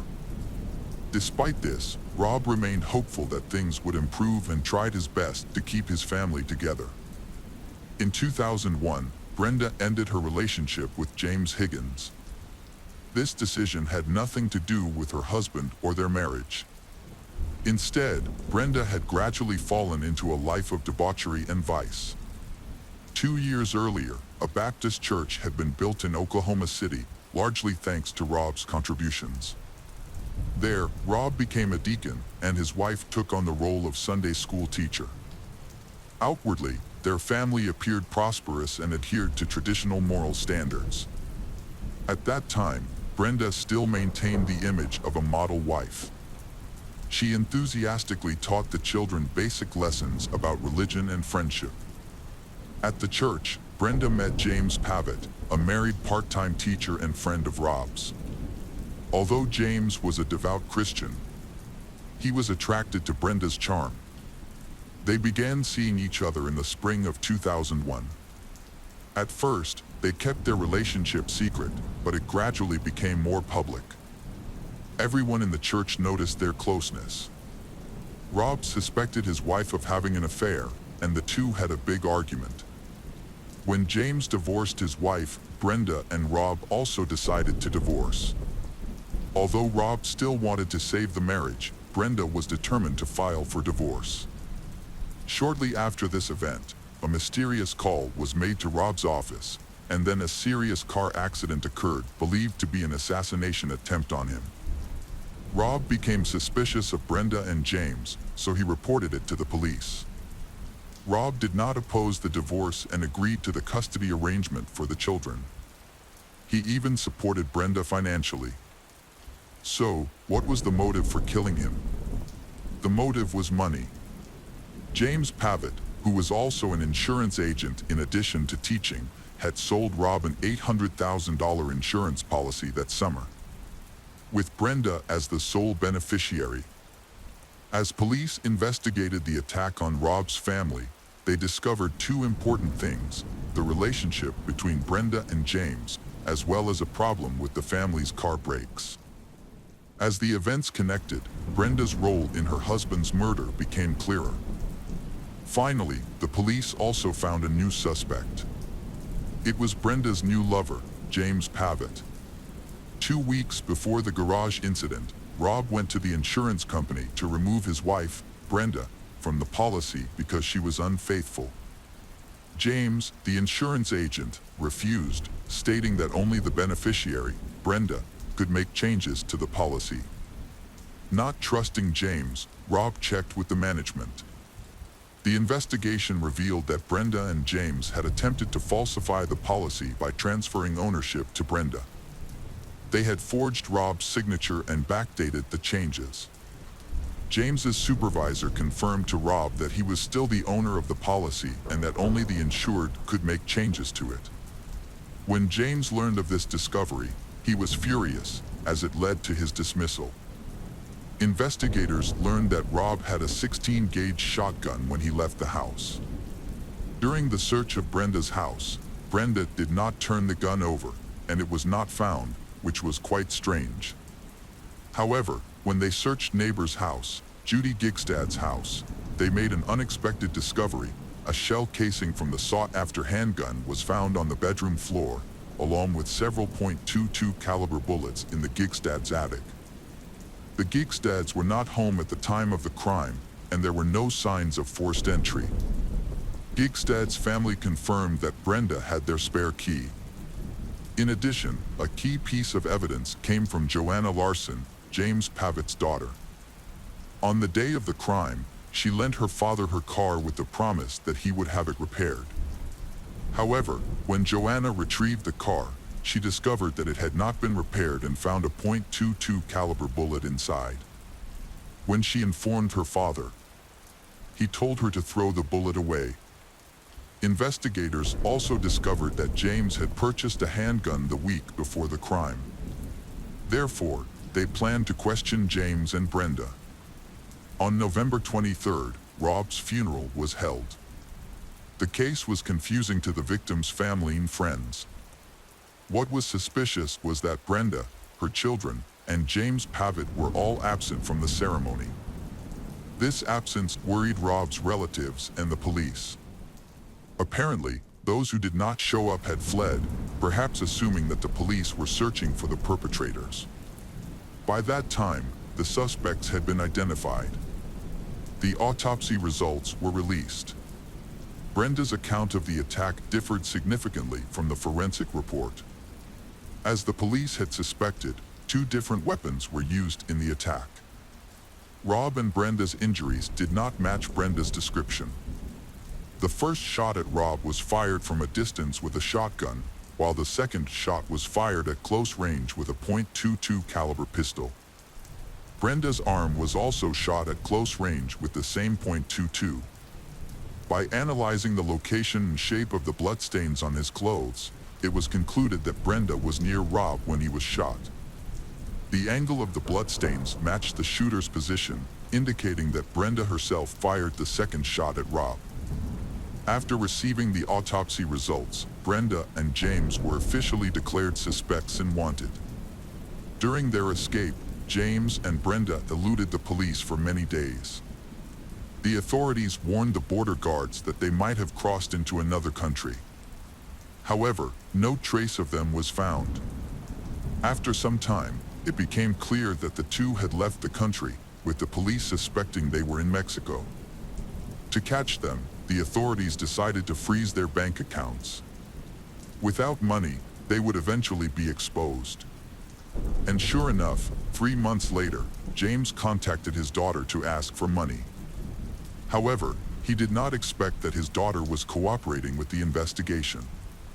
Joanna had doubt that her father was involved in the case.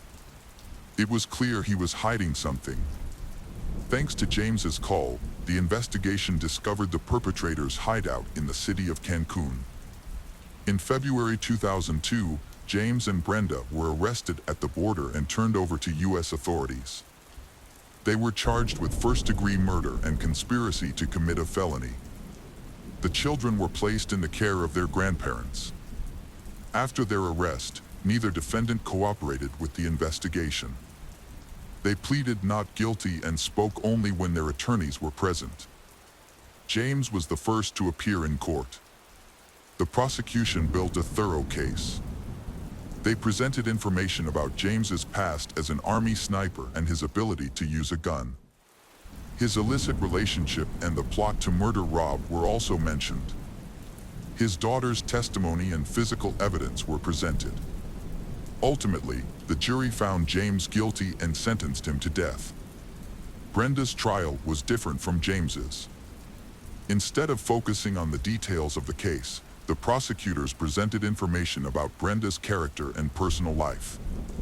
They called her former lovers to testify, portraying her as unethical and untrustworthy.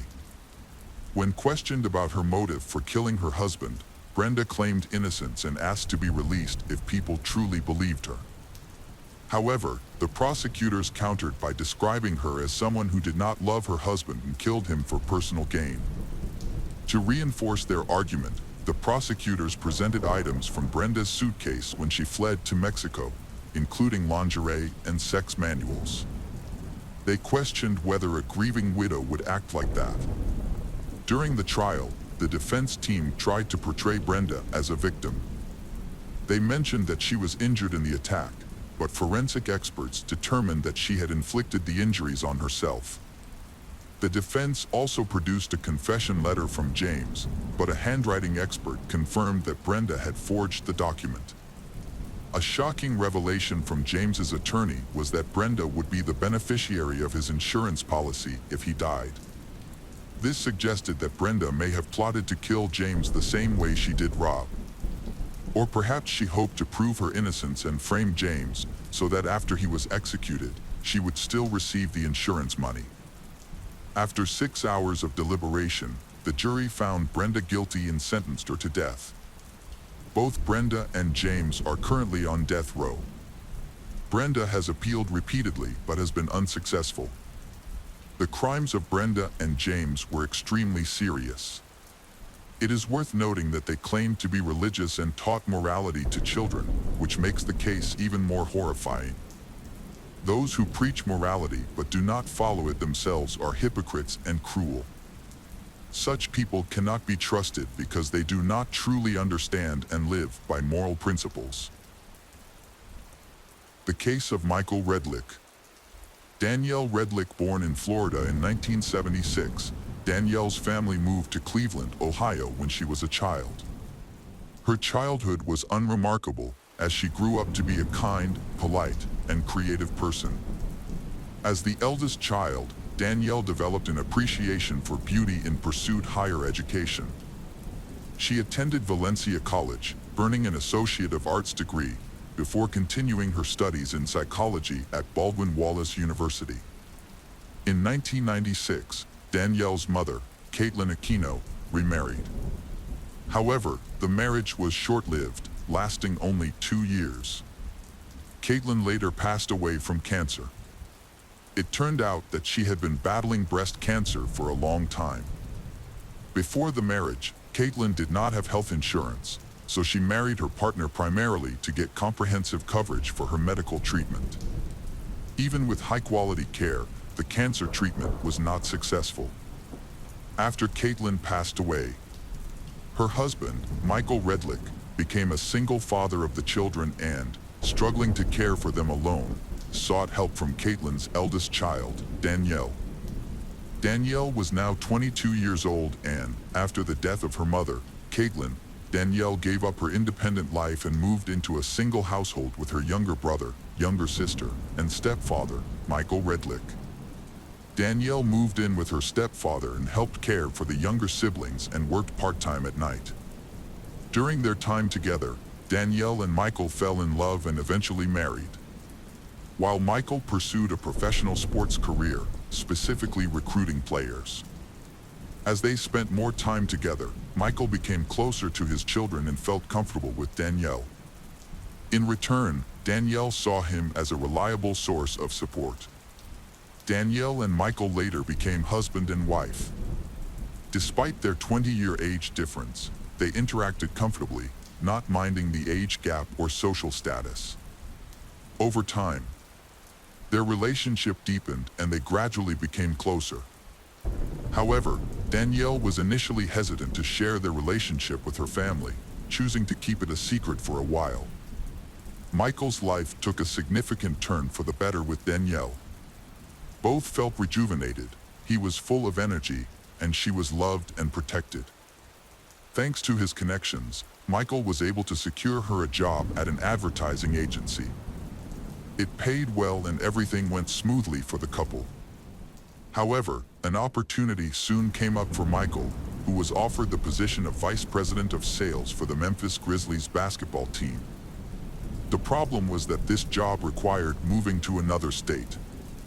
He did not hesitate to ask Danielle to come with him, but she hesitated. With her studies and comfortable lifestyle, she did not want to change her life. Although she initially refused to move, their relationship remained strong and the couple continued to see each other despite the distance. Michael showed Danielle the house he had bought for them in a picturesque area along the Mississippi River. The quiet and cozy neighborhood immediately caught her attention. Danielle decides to move in with Michael and he helps her find a job in radio. Their life starts off seemingly smoothly, but troubling problems begin to arise when Michael's job changes. Michael's stressful work situation. His new position comes with increased responsibilities and pressure, as well as tension with management. As a result, Michael feels overwhelmed, stressed, and exhausted. Michael often turns to alcohol as a way to relieve stress, but this gradually becomes a daily habit. As a result, he often stays up late, comes home drunk and irritable, which puts a significant strain on the family atmosphere. Danielle tries to be supportive and understanding of her husband's difficulties, and initially, after calm conversations with her, Michael seems to calm down and promises to quit drinking. However, these promises are short-lived. Tensions escalated when Michael failed to show up for the dinner they had planned together. Not the first time this had happened, but this time they had specifically arranged to spend the evening together. Danielle was upset and said that if he couldn't make time for her, he should have warned her so she could make other plans. As she walked towards the door, she made an ill-timed joke that unintentionally upset Michael. In a shocked reaction, he slapped her across the face, causing her to stumble backwards. The slap was so hard that she became disoriented and bled. When she noticed the blood splattered on her clothes and the floor, she was so shocked that she backed away from her husband. Michael immediately apologized and began to cry.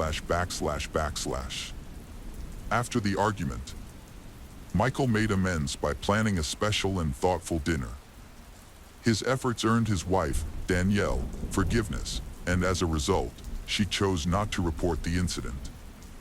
This decision may have been influenced by the state's strict domestic violence laws, as she sympathized with her husband and decided not to cause him any more trouble. However, this was not the first time Michael had displayed disturbing behavior. Danielle had experienced similar incidents with him when they lived in Cleveland. During this time, Michael often became jealous when Danielle's ex-boyfriend visited her. One evening, Michael made some sarcastic comments about her ex-boyfriend while they were driving home, causing Danielle to react in a similar manner. In the heat of the moment, Michael hit Danielle but quickly apologized, claiming that his actions were due to hurt feelings. Danielle chose to forgive Michael, partly blaming herself for what had happened. Over time, the incident was forgotten, as some things that happen in relationships are considered a normal part of life. In 2003, Danielle's family welcomed the birth of their daughter Jaden, marking a memorable milestone in their lives. A year later, they decided to formalize their relationship. Everything was going well, however, Michael faced challenges in his career due to a change in management, which prevented him from getting the promotion he wanted.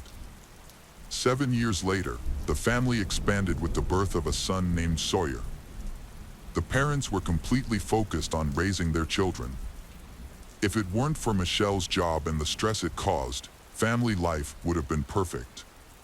However, Michael's job led to more frequent conflicts and he started drinking again. During an argument, he grabbed Danielle by the neck and pinned her against the wall, scaring her. This time, his wife could not stand the rude behavior, so she packed her things, took the children and moved in with relatives. Michael visited her several times, apologized and asked her to come home. After a while, their relationship was repaired. Danielle's family went through a period of instability. In the following years, her family moved several times. Michael received a job offer in California, where they lived for about 5 years, but this time it was not successful. Michael continued to struggle with personal problems and his excessive drinking. At one point, both he and his wife lost their jobs, forcing them to rely on savings for financial support. In 2014, the family faced another move, this time to Indiana. Although the move was difficult, it brought the promise of a new home and a fresh start.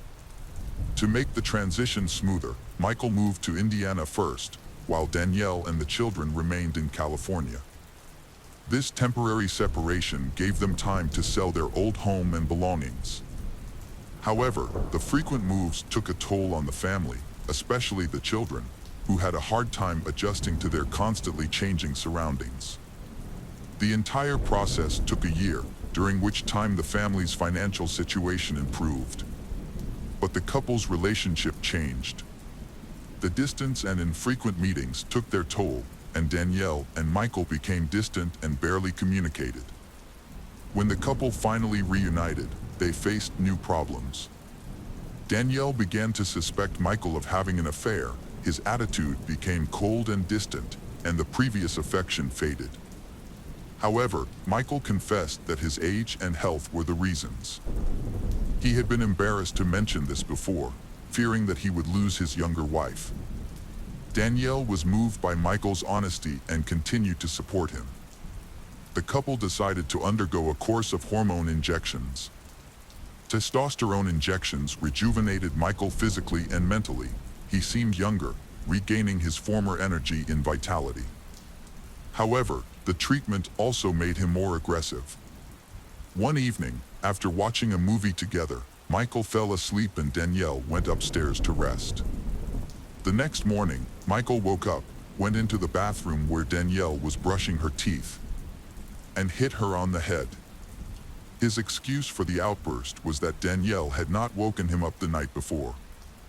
After the fight, she told him that she was fed up with his actions and was leaving. This angered Michael, who became violent and strangled her. Danielle was unable to defend herself and began to lose consciousness. At one point, she felt like she was going to die. After a while, Danielle regained consciousness and found her husband standing over her. He was scared and confused, begging for forgiveness. Danielle could only crawl away silently. After the incident, they continued to live together and raise their children together, but from then on, their relationship changed completely. It was clear that the time had come for them to go back. The man began to drink more and more, and tensions in the family increased, with arguments breaking out even over the smallest things. Michael's frustration increasingly turned into physical aggression, but Danielle stayed with him, although she was unhappy and increasingly resentful of her husband. She still loved him deeply, which made her reluctant to leave. The ongoing situation had a profound impact on Danielle. She became increasingly anxious and irritable, leading her to withdraw from social interactions. To distract herself, she turned to photography as a hobby. By the end of 2014, Danielle's family had finally settled into their life in Florida. Michael, exhausted by the stress of his previous job, decided to change careers. He accepted a position as Director of External and Cooperative Programs at the University of Central Florida and began teaching. Although his income was lower than what he had earned in the NBA, the job provided him with joy and stability. Initially, the family rented a house, but after a year they eventually bought their own home in the Winter Park area. Their new home was a Mediterranean-style estate with ample space. Danielle loved the attic, where she often retreated. She often slept there overnight, especially when Michael was in a rage. Michael's testosterone injections had a positive impact on his personal life with Danielle. But his behavior during these intimate moments was still harsh. Their relationship continued to be strained. As a result, Danielle turned to alcohol for comfort. While Michael worked to support the family financially, Danielle took care of the home and children. However, her increasing isolation and the couple's constant arguments eventually led to their separation in 2016. Despite their separation, Michael remained in touch with the children and continued to provide financial support. Danielle found a new job at a school and began to rebuild her life, developing friendships and regaining her independence. Meanwhile, she remained in contact with Michael, allowing him to visit the family home whenever he wanted. Unfortunately, during one of these visits, a violent argument broke out, leaving Danielle hospitalized with brain damage. Fearing the consequences for Michael, she chose not to reveal the truth about the incident. Michael mistook Danielle's silence for acceptance, but it was just a cover. In early October 2016, Michael attempted to run her over with his car, and her life was only saved because she jumped into the bushes at the right time. This prompted Danielle to file a police report, but when the police began to demand more details, she recanted her statement and left the station.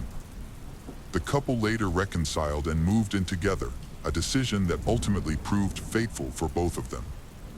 At approximately 9 a.m. on January 12, 2019, Danielle called 911, reporting that her husband, Michael, had suffered a heart attack and needed assistance.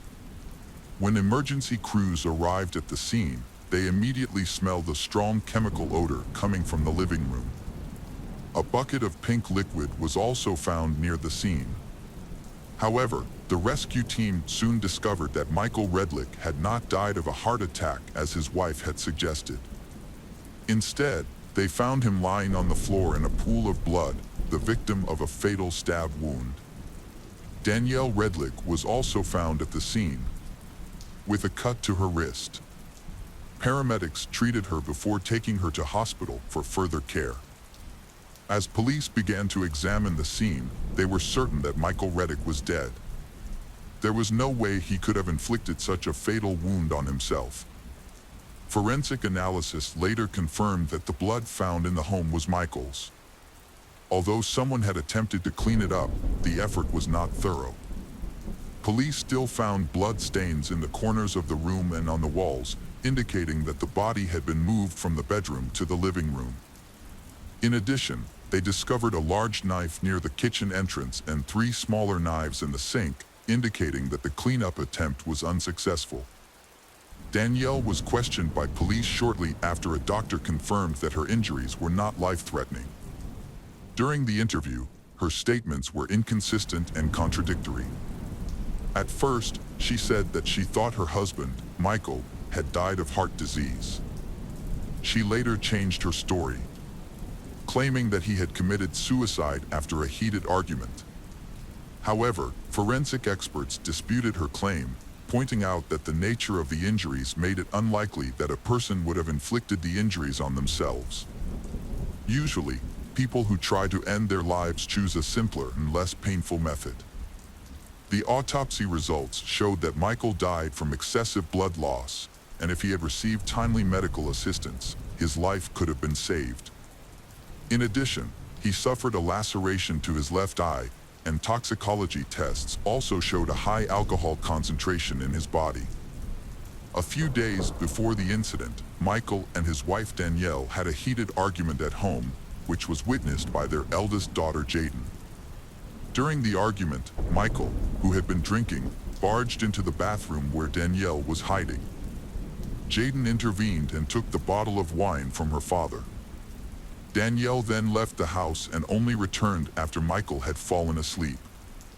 Although this was the first time Jaden had seen his father so angry, he later apologized for his behavior many times. Despite the incident, Jaden described his father as a loving and caring person. However, she believes that her mother often instigated conflicts that led to such arguments. The next day, Michael and his wife tried to make up, and he invited her and the children to watch a football game. Although they spent time together, Danielle seemed sad and uncommunicative. After taking the children to a friend's house for a sleepover, the couple returned home alone.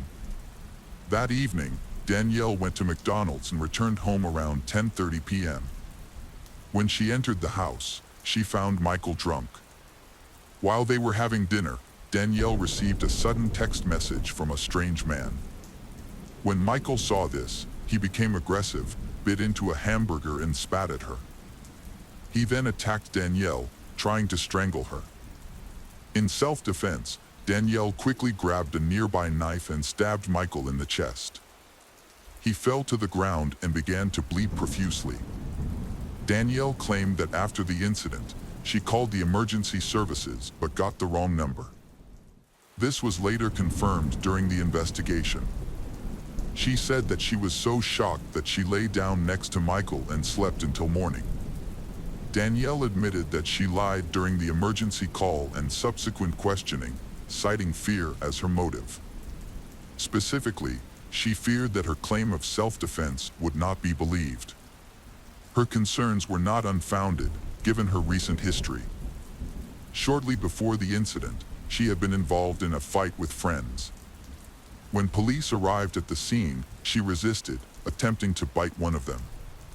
She also refused to cooperate with the investigation, resulting in charges of disorderly conduct and resisting arrest. Danielle was placed on probation for approximately 1 year. An investigation revealed that the cuts on Danielle's wrists were self-inflicted due to emotional turmoil, but the injuries were superficial and not life-threatening. Therefore, her words were not to be believed. Upon further investigation, the police discovered that after learning about Michael's affair, she registered on a dating website where she socialized with men retaliated by being unfaithful. Her profile status stated that she was single and not in a relationship. Analysis of numerous messages between Michael and Danielle showed that she still loved her husband. When she learned about his affair, she felt betrayed. Danielle discovered that her husband, Michael, had intended to leave her, despite his constant expressions of remorse and desire to mend their relationship. This fact made it difficult for her to understand and accept his actions. Danielle shared that she felt heartbroken, believing that she had wasted the best years of her life on someone who did not value her. The prosecution used this information to argue that the crime was premeditated, motivated by a desire for revenge for her husband's infidelity and impending divorce. According to Danielle's neighbors, she was prone to fits of rage, and their arguments often escalated into physical fights. Michael and Danielle were viewed differently by those who knew them. Michael was described as kind and helpful, while Danielle was seen as argumentative. Evidence presented in the case showed that Danielle, acting irrationally and attacking her husband. Danielle's attorney argued that her actions were in self-defense and that she had a history of emotional and physical abuse. Relatives who often witnessed their arguments confirmed that Michael was rude and that he often mistreated and humiliated her, although he never did so in front of them. Several family members reported that Danielle was anxious and had a bad temper, which only emerged after many years of marriage. The prosecution focused on the fact that Danielle left her husband to die, possibly out of hatred and resentment towards Michael. In addition, the prosecution emphasized that Danielle would lose a significant portion of their accumulated wealth if they divorced. Furthermore, the prosecution pointed to inconsistencies in Danielle's testimony, suggesting that she was attempting to confuse the investigation and possibly tamper with evidence. Danielle was offered a plea deal during the investigation to admit to manslaughter, which would have resulted in only 10 years in prison. Despite the offer, she declined, choosing instead to maintain her innocence, although she faced life in prison if convicted of first or second-degree murder. Trial takes place on July 17, 2022. The jury returned a verdict, finding Danielle Redlick not guilty of premeditated murder, as they believed her actions were in self-defense. However, they found her guilty of tampering with evidence, which resulted in her receiving a 5-year suspended sentence. On August 5, 2022, the day the verdict was announced, Danielle Redlick was released from court. The case of Courtney Holden. Courtney Holden was born on February 28, 1992. When she was 2 years old, she was sent to an orphanage. Life there was not happy, not only for Courtney but for all the other children. Every day at the orphanage began with a prayer. Children of all ages prayed to the Almighty to give them a family and a happy life. Finally, Courtney's dream came true when she was adopted by the Holden family. Courtney arrived in Spokane at the age of 4 and began living in the Holden family home with Joshua and some other foster children. However, instead of finding a loving family as she had hoped, her life here was worse than at the orphanage. What Courtney experienced at the Holden home could only be described as a real nightmare. From a young age, she was forced to do all the housework. She had to clean the whole house and wash the dishes after every meal for the entire family. If she made a mistake, she was punished. Surprisingly, the Holden family treated the other foster children better. No one understood why they disliked her so much. Judy Holden was old when she adopted Courtney, and she was the last child they had received from the orphanage. Perhaps this explains their inexplicable cruelty and hatred towards Courtney. She was forbidden to go out without permission and was often abused. Visitors to the house often heard Judy and Joshua calling Courtney Cinderella, as if she were in a fairy tale, but in reality, she was more like a slave to her cruel stepmother and siblings. Courtney was very sensitive and had become accustomed to a difficult life with the Holden family. She feared her foster mother and felt terrified just seeing her brother Joshua. He did not allow her to communicate with her friends. She was not allowed to use a cell phone or other modern devices. She was only allowed to leave the house when necessary and always had to ask for permission. She only enjoyed fresh air and chatted with her neighbors when she was alone in the backyard. However, She became accustomed to this life and did not feel bitter. She still respected her adoptive parents because they were the only family she knew, and she had no concept of a normal family. Courtney experienced a period of freedom when Joshua, due to conflicts with their parents, moved in with his sister for an extended time. For Courtney, this was the happiest period of her life. She finally experienced the freedom she had always longed for, allowing her to go out, walk around, and meet friends. After finishing school, Courtney fell in love for the first time. Michael was an ideal partner. She felt the care and attention from him that she had never received from anyone else. Every time she met Michael, Courtney felt extremely happy. Their relationship lasted until 2011, when they had a son. Michael was eager for Courtney to move in with him to create a complete family. However, for unknown reasons, Courtney refused this offer. She continued to live in a Holden household, which she did not like, and ended her relationship with Michael. After the Holden family went through many changes, their home became deserted. The adopted children grew up and left, and John Holden, Courtney's adoptive father, was passed away. For a while, Courtney lived with her adoptive mother, Judy, and sometimes her son Joshua was allowed to visit with Judy's permission. Their life was quite peaceful when Joshua, Courtney's brother, was away. However, after their father died in 2014, Joshua returned and began causing trouble for the family. He installed many surveillance cameras around the house on Hero Avenue, near Rogers High School in northeast Spokane. Signs that said, "Smile, you're being watched," were placed all over the yard, with cameras pointing in many directions. This made Courtney nervous because she knew that going out would get her in trouble with Joshua. Courtney's life once again became difficult and uncertain. Around 2015, Courtney revealed to a neighbor that she was again deprived of her right to use a cell phone, manage her social media accounts, communicate with people outside the family, drive, or leave the house without Joshua's permission. After Courtney gave birth, Joshua became so bitter that he forced her to cut off all contact with the baby's father. Courtney silently complied.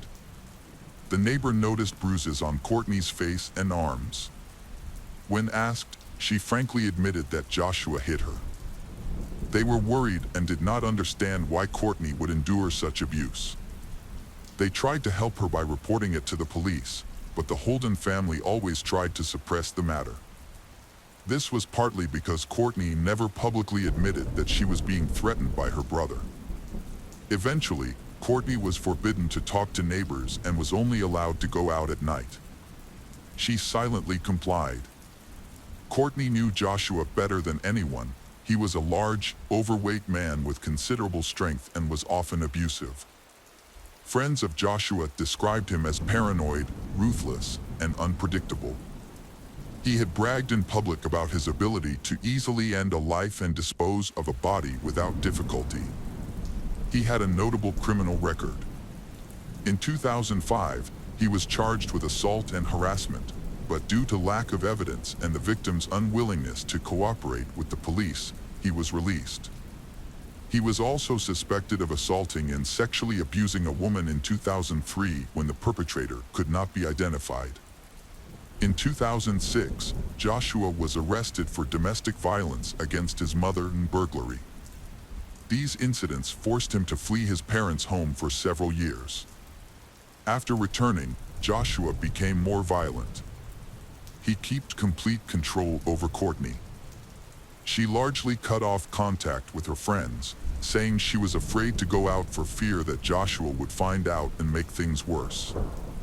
A friend kept in touch with Courtney every day on Facebook until Joshua found out. In her last message, nearly 2 years ago, Courtney said, "I have to go. Joshua is coming home soon." After that, her account has since been permanently deleted. Those who know the Holdens say the family's relationship is unusual. They are surprised that Courtney's child calls Judy mom and Joshua dad, while only calling his biological mother by her first name. This has led some to suspect that Joshua may be the child's biological father. Neighbors and acquaintances have criticized the Holdens' odd lifestyle and antisocial behavior and have tried to stay away from the house. In August 2018, after an argument, Courtney tried to leave the house with a suitcase of belongings. Her mother, Judy, yelled at her to go home, but Courtney refused. Joshua forcibly took Courtney back into the house. Judy closed the door, and Courtney was unable to escape. This was the last time the neighbors, and perhaps anyone outside the family, saw Courtney. After that, she lived a life of isolation from the outside world. It took nearly 2 years for people to start worrying about her disappearance. In October 2019, Michael expressed concern about not seeing her for nearly 2 years.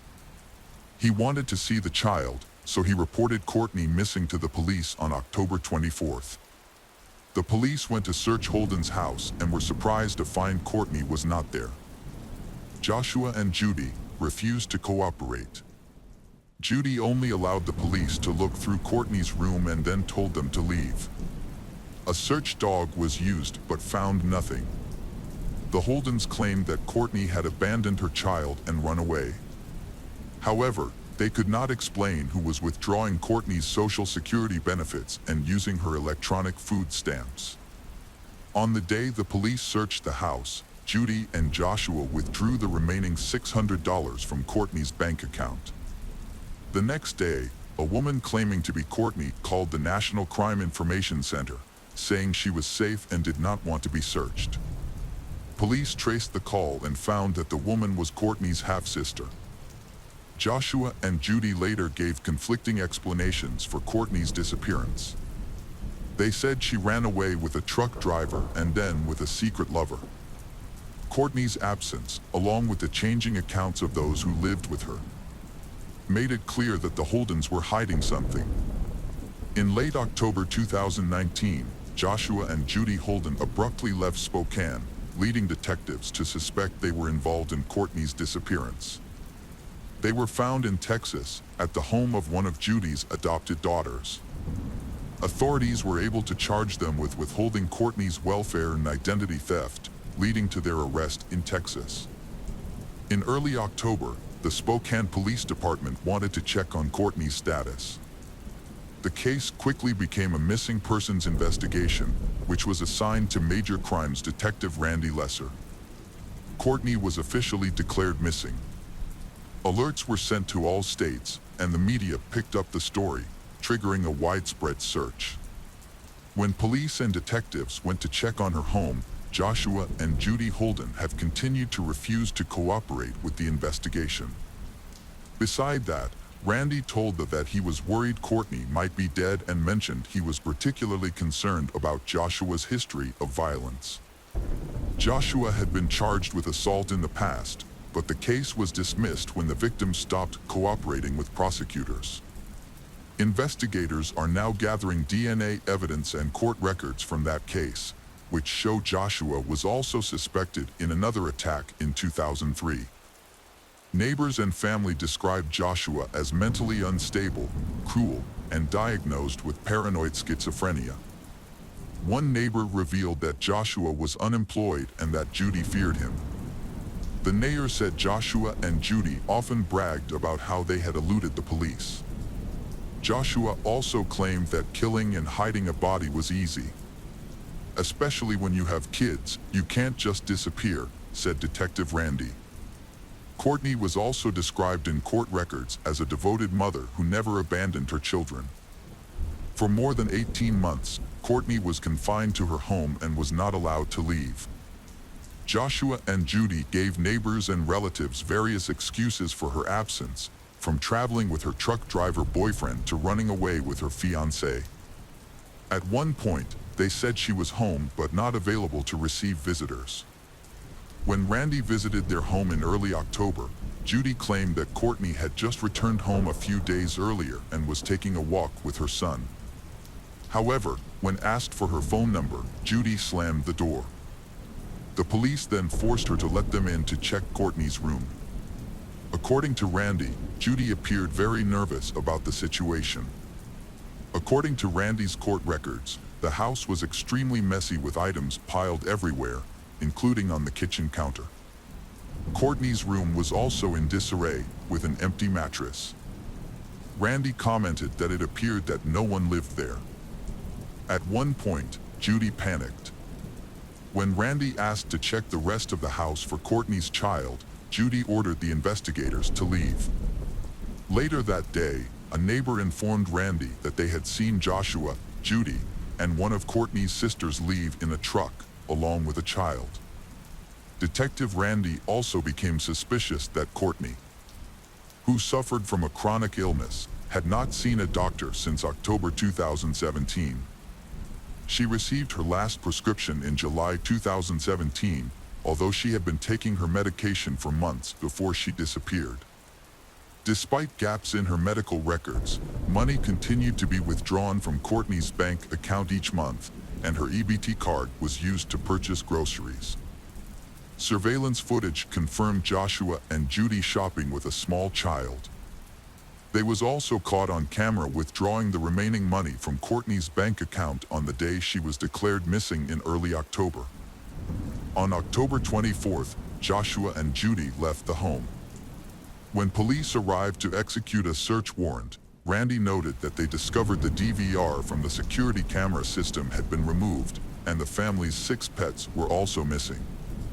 By mid-November, Joshua and Judy's cell phone numbers had been canceled. However, that same day, 2 new phone numbers with Texas area codes were activated on their accounts. About a month after the Holdens moved out, a neighbor called the police to report activity at the house. It was actually one of Judy's daughters and her husband, who had flown in from Texas to check on the property. They said they hadn't seen Courtney in 2 years and that Judy was retired. However, there were inconsistencies in their information. The man told the police that Joshua and Judy had a child, while Judy's daughter insisted that the child was Courtney's. In mid-December, Randy traveled to Texas to look for Joshua and Judy. Police found them at Judy's daughter's house, along with Courtney's son. Joshua and Judy Holden were arrested on multiple charges: identity theft, interference with child custody, unauthorized use of Courtney's bank account, and concealment of her child.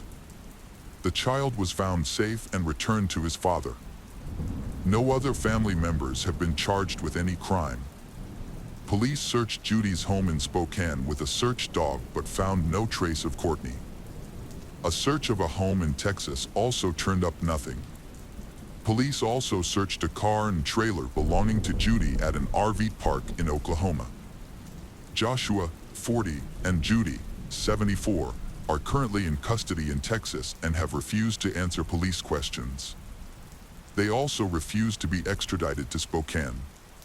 With insufficient evidence to prove their involvement in Courtney's disappearance, it is likely that Joshua and Judy will be released. This is perhaps one of the most mysterious disappearances ever. I have 4 notebooks full of different information, Randy said of the month-long investigation.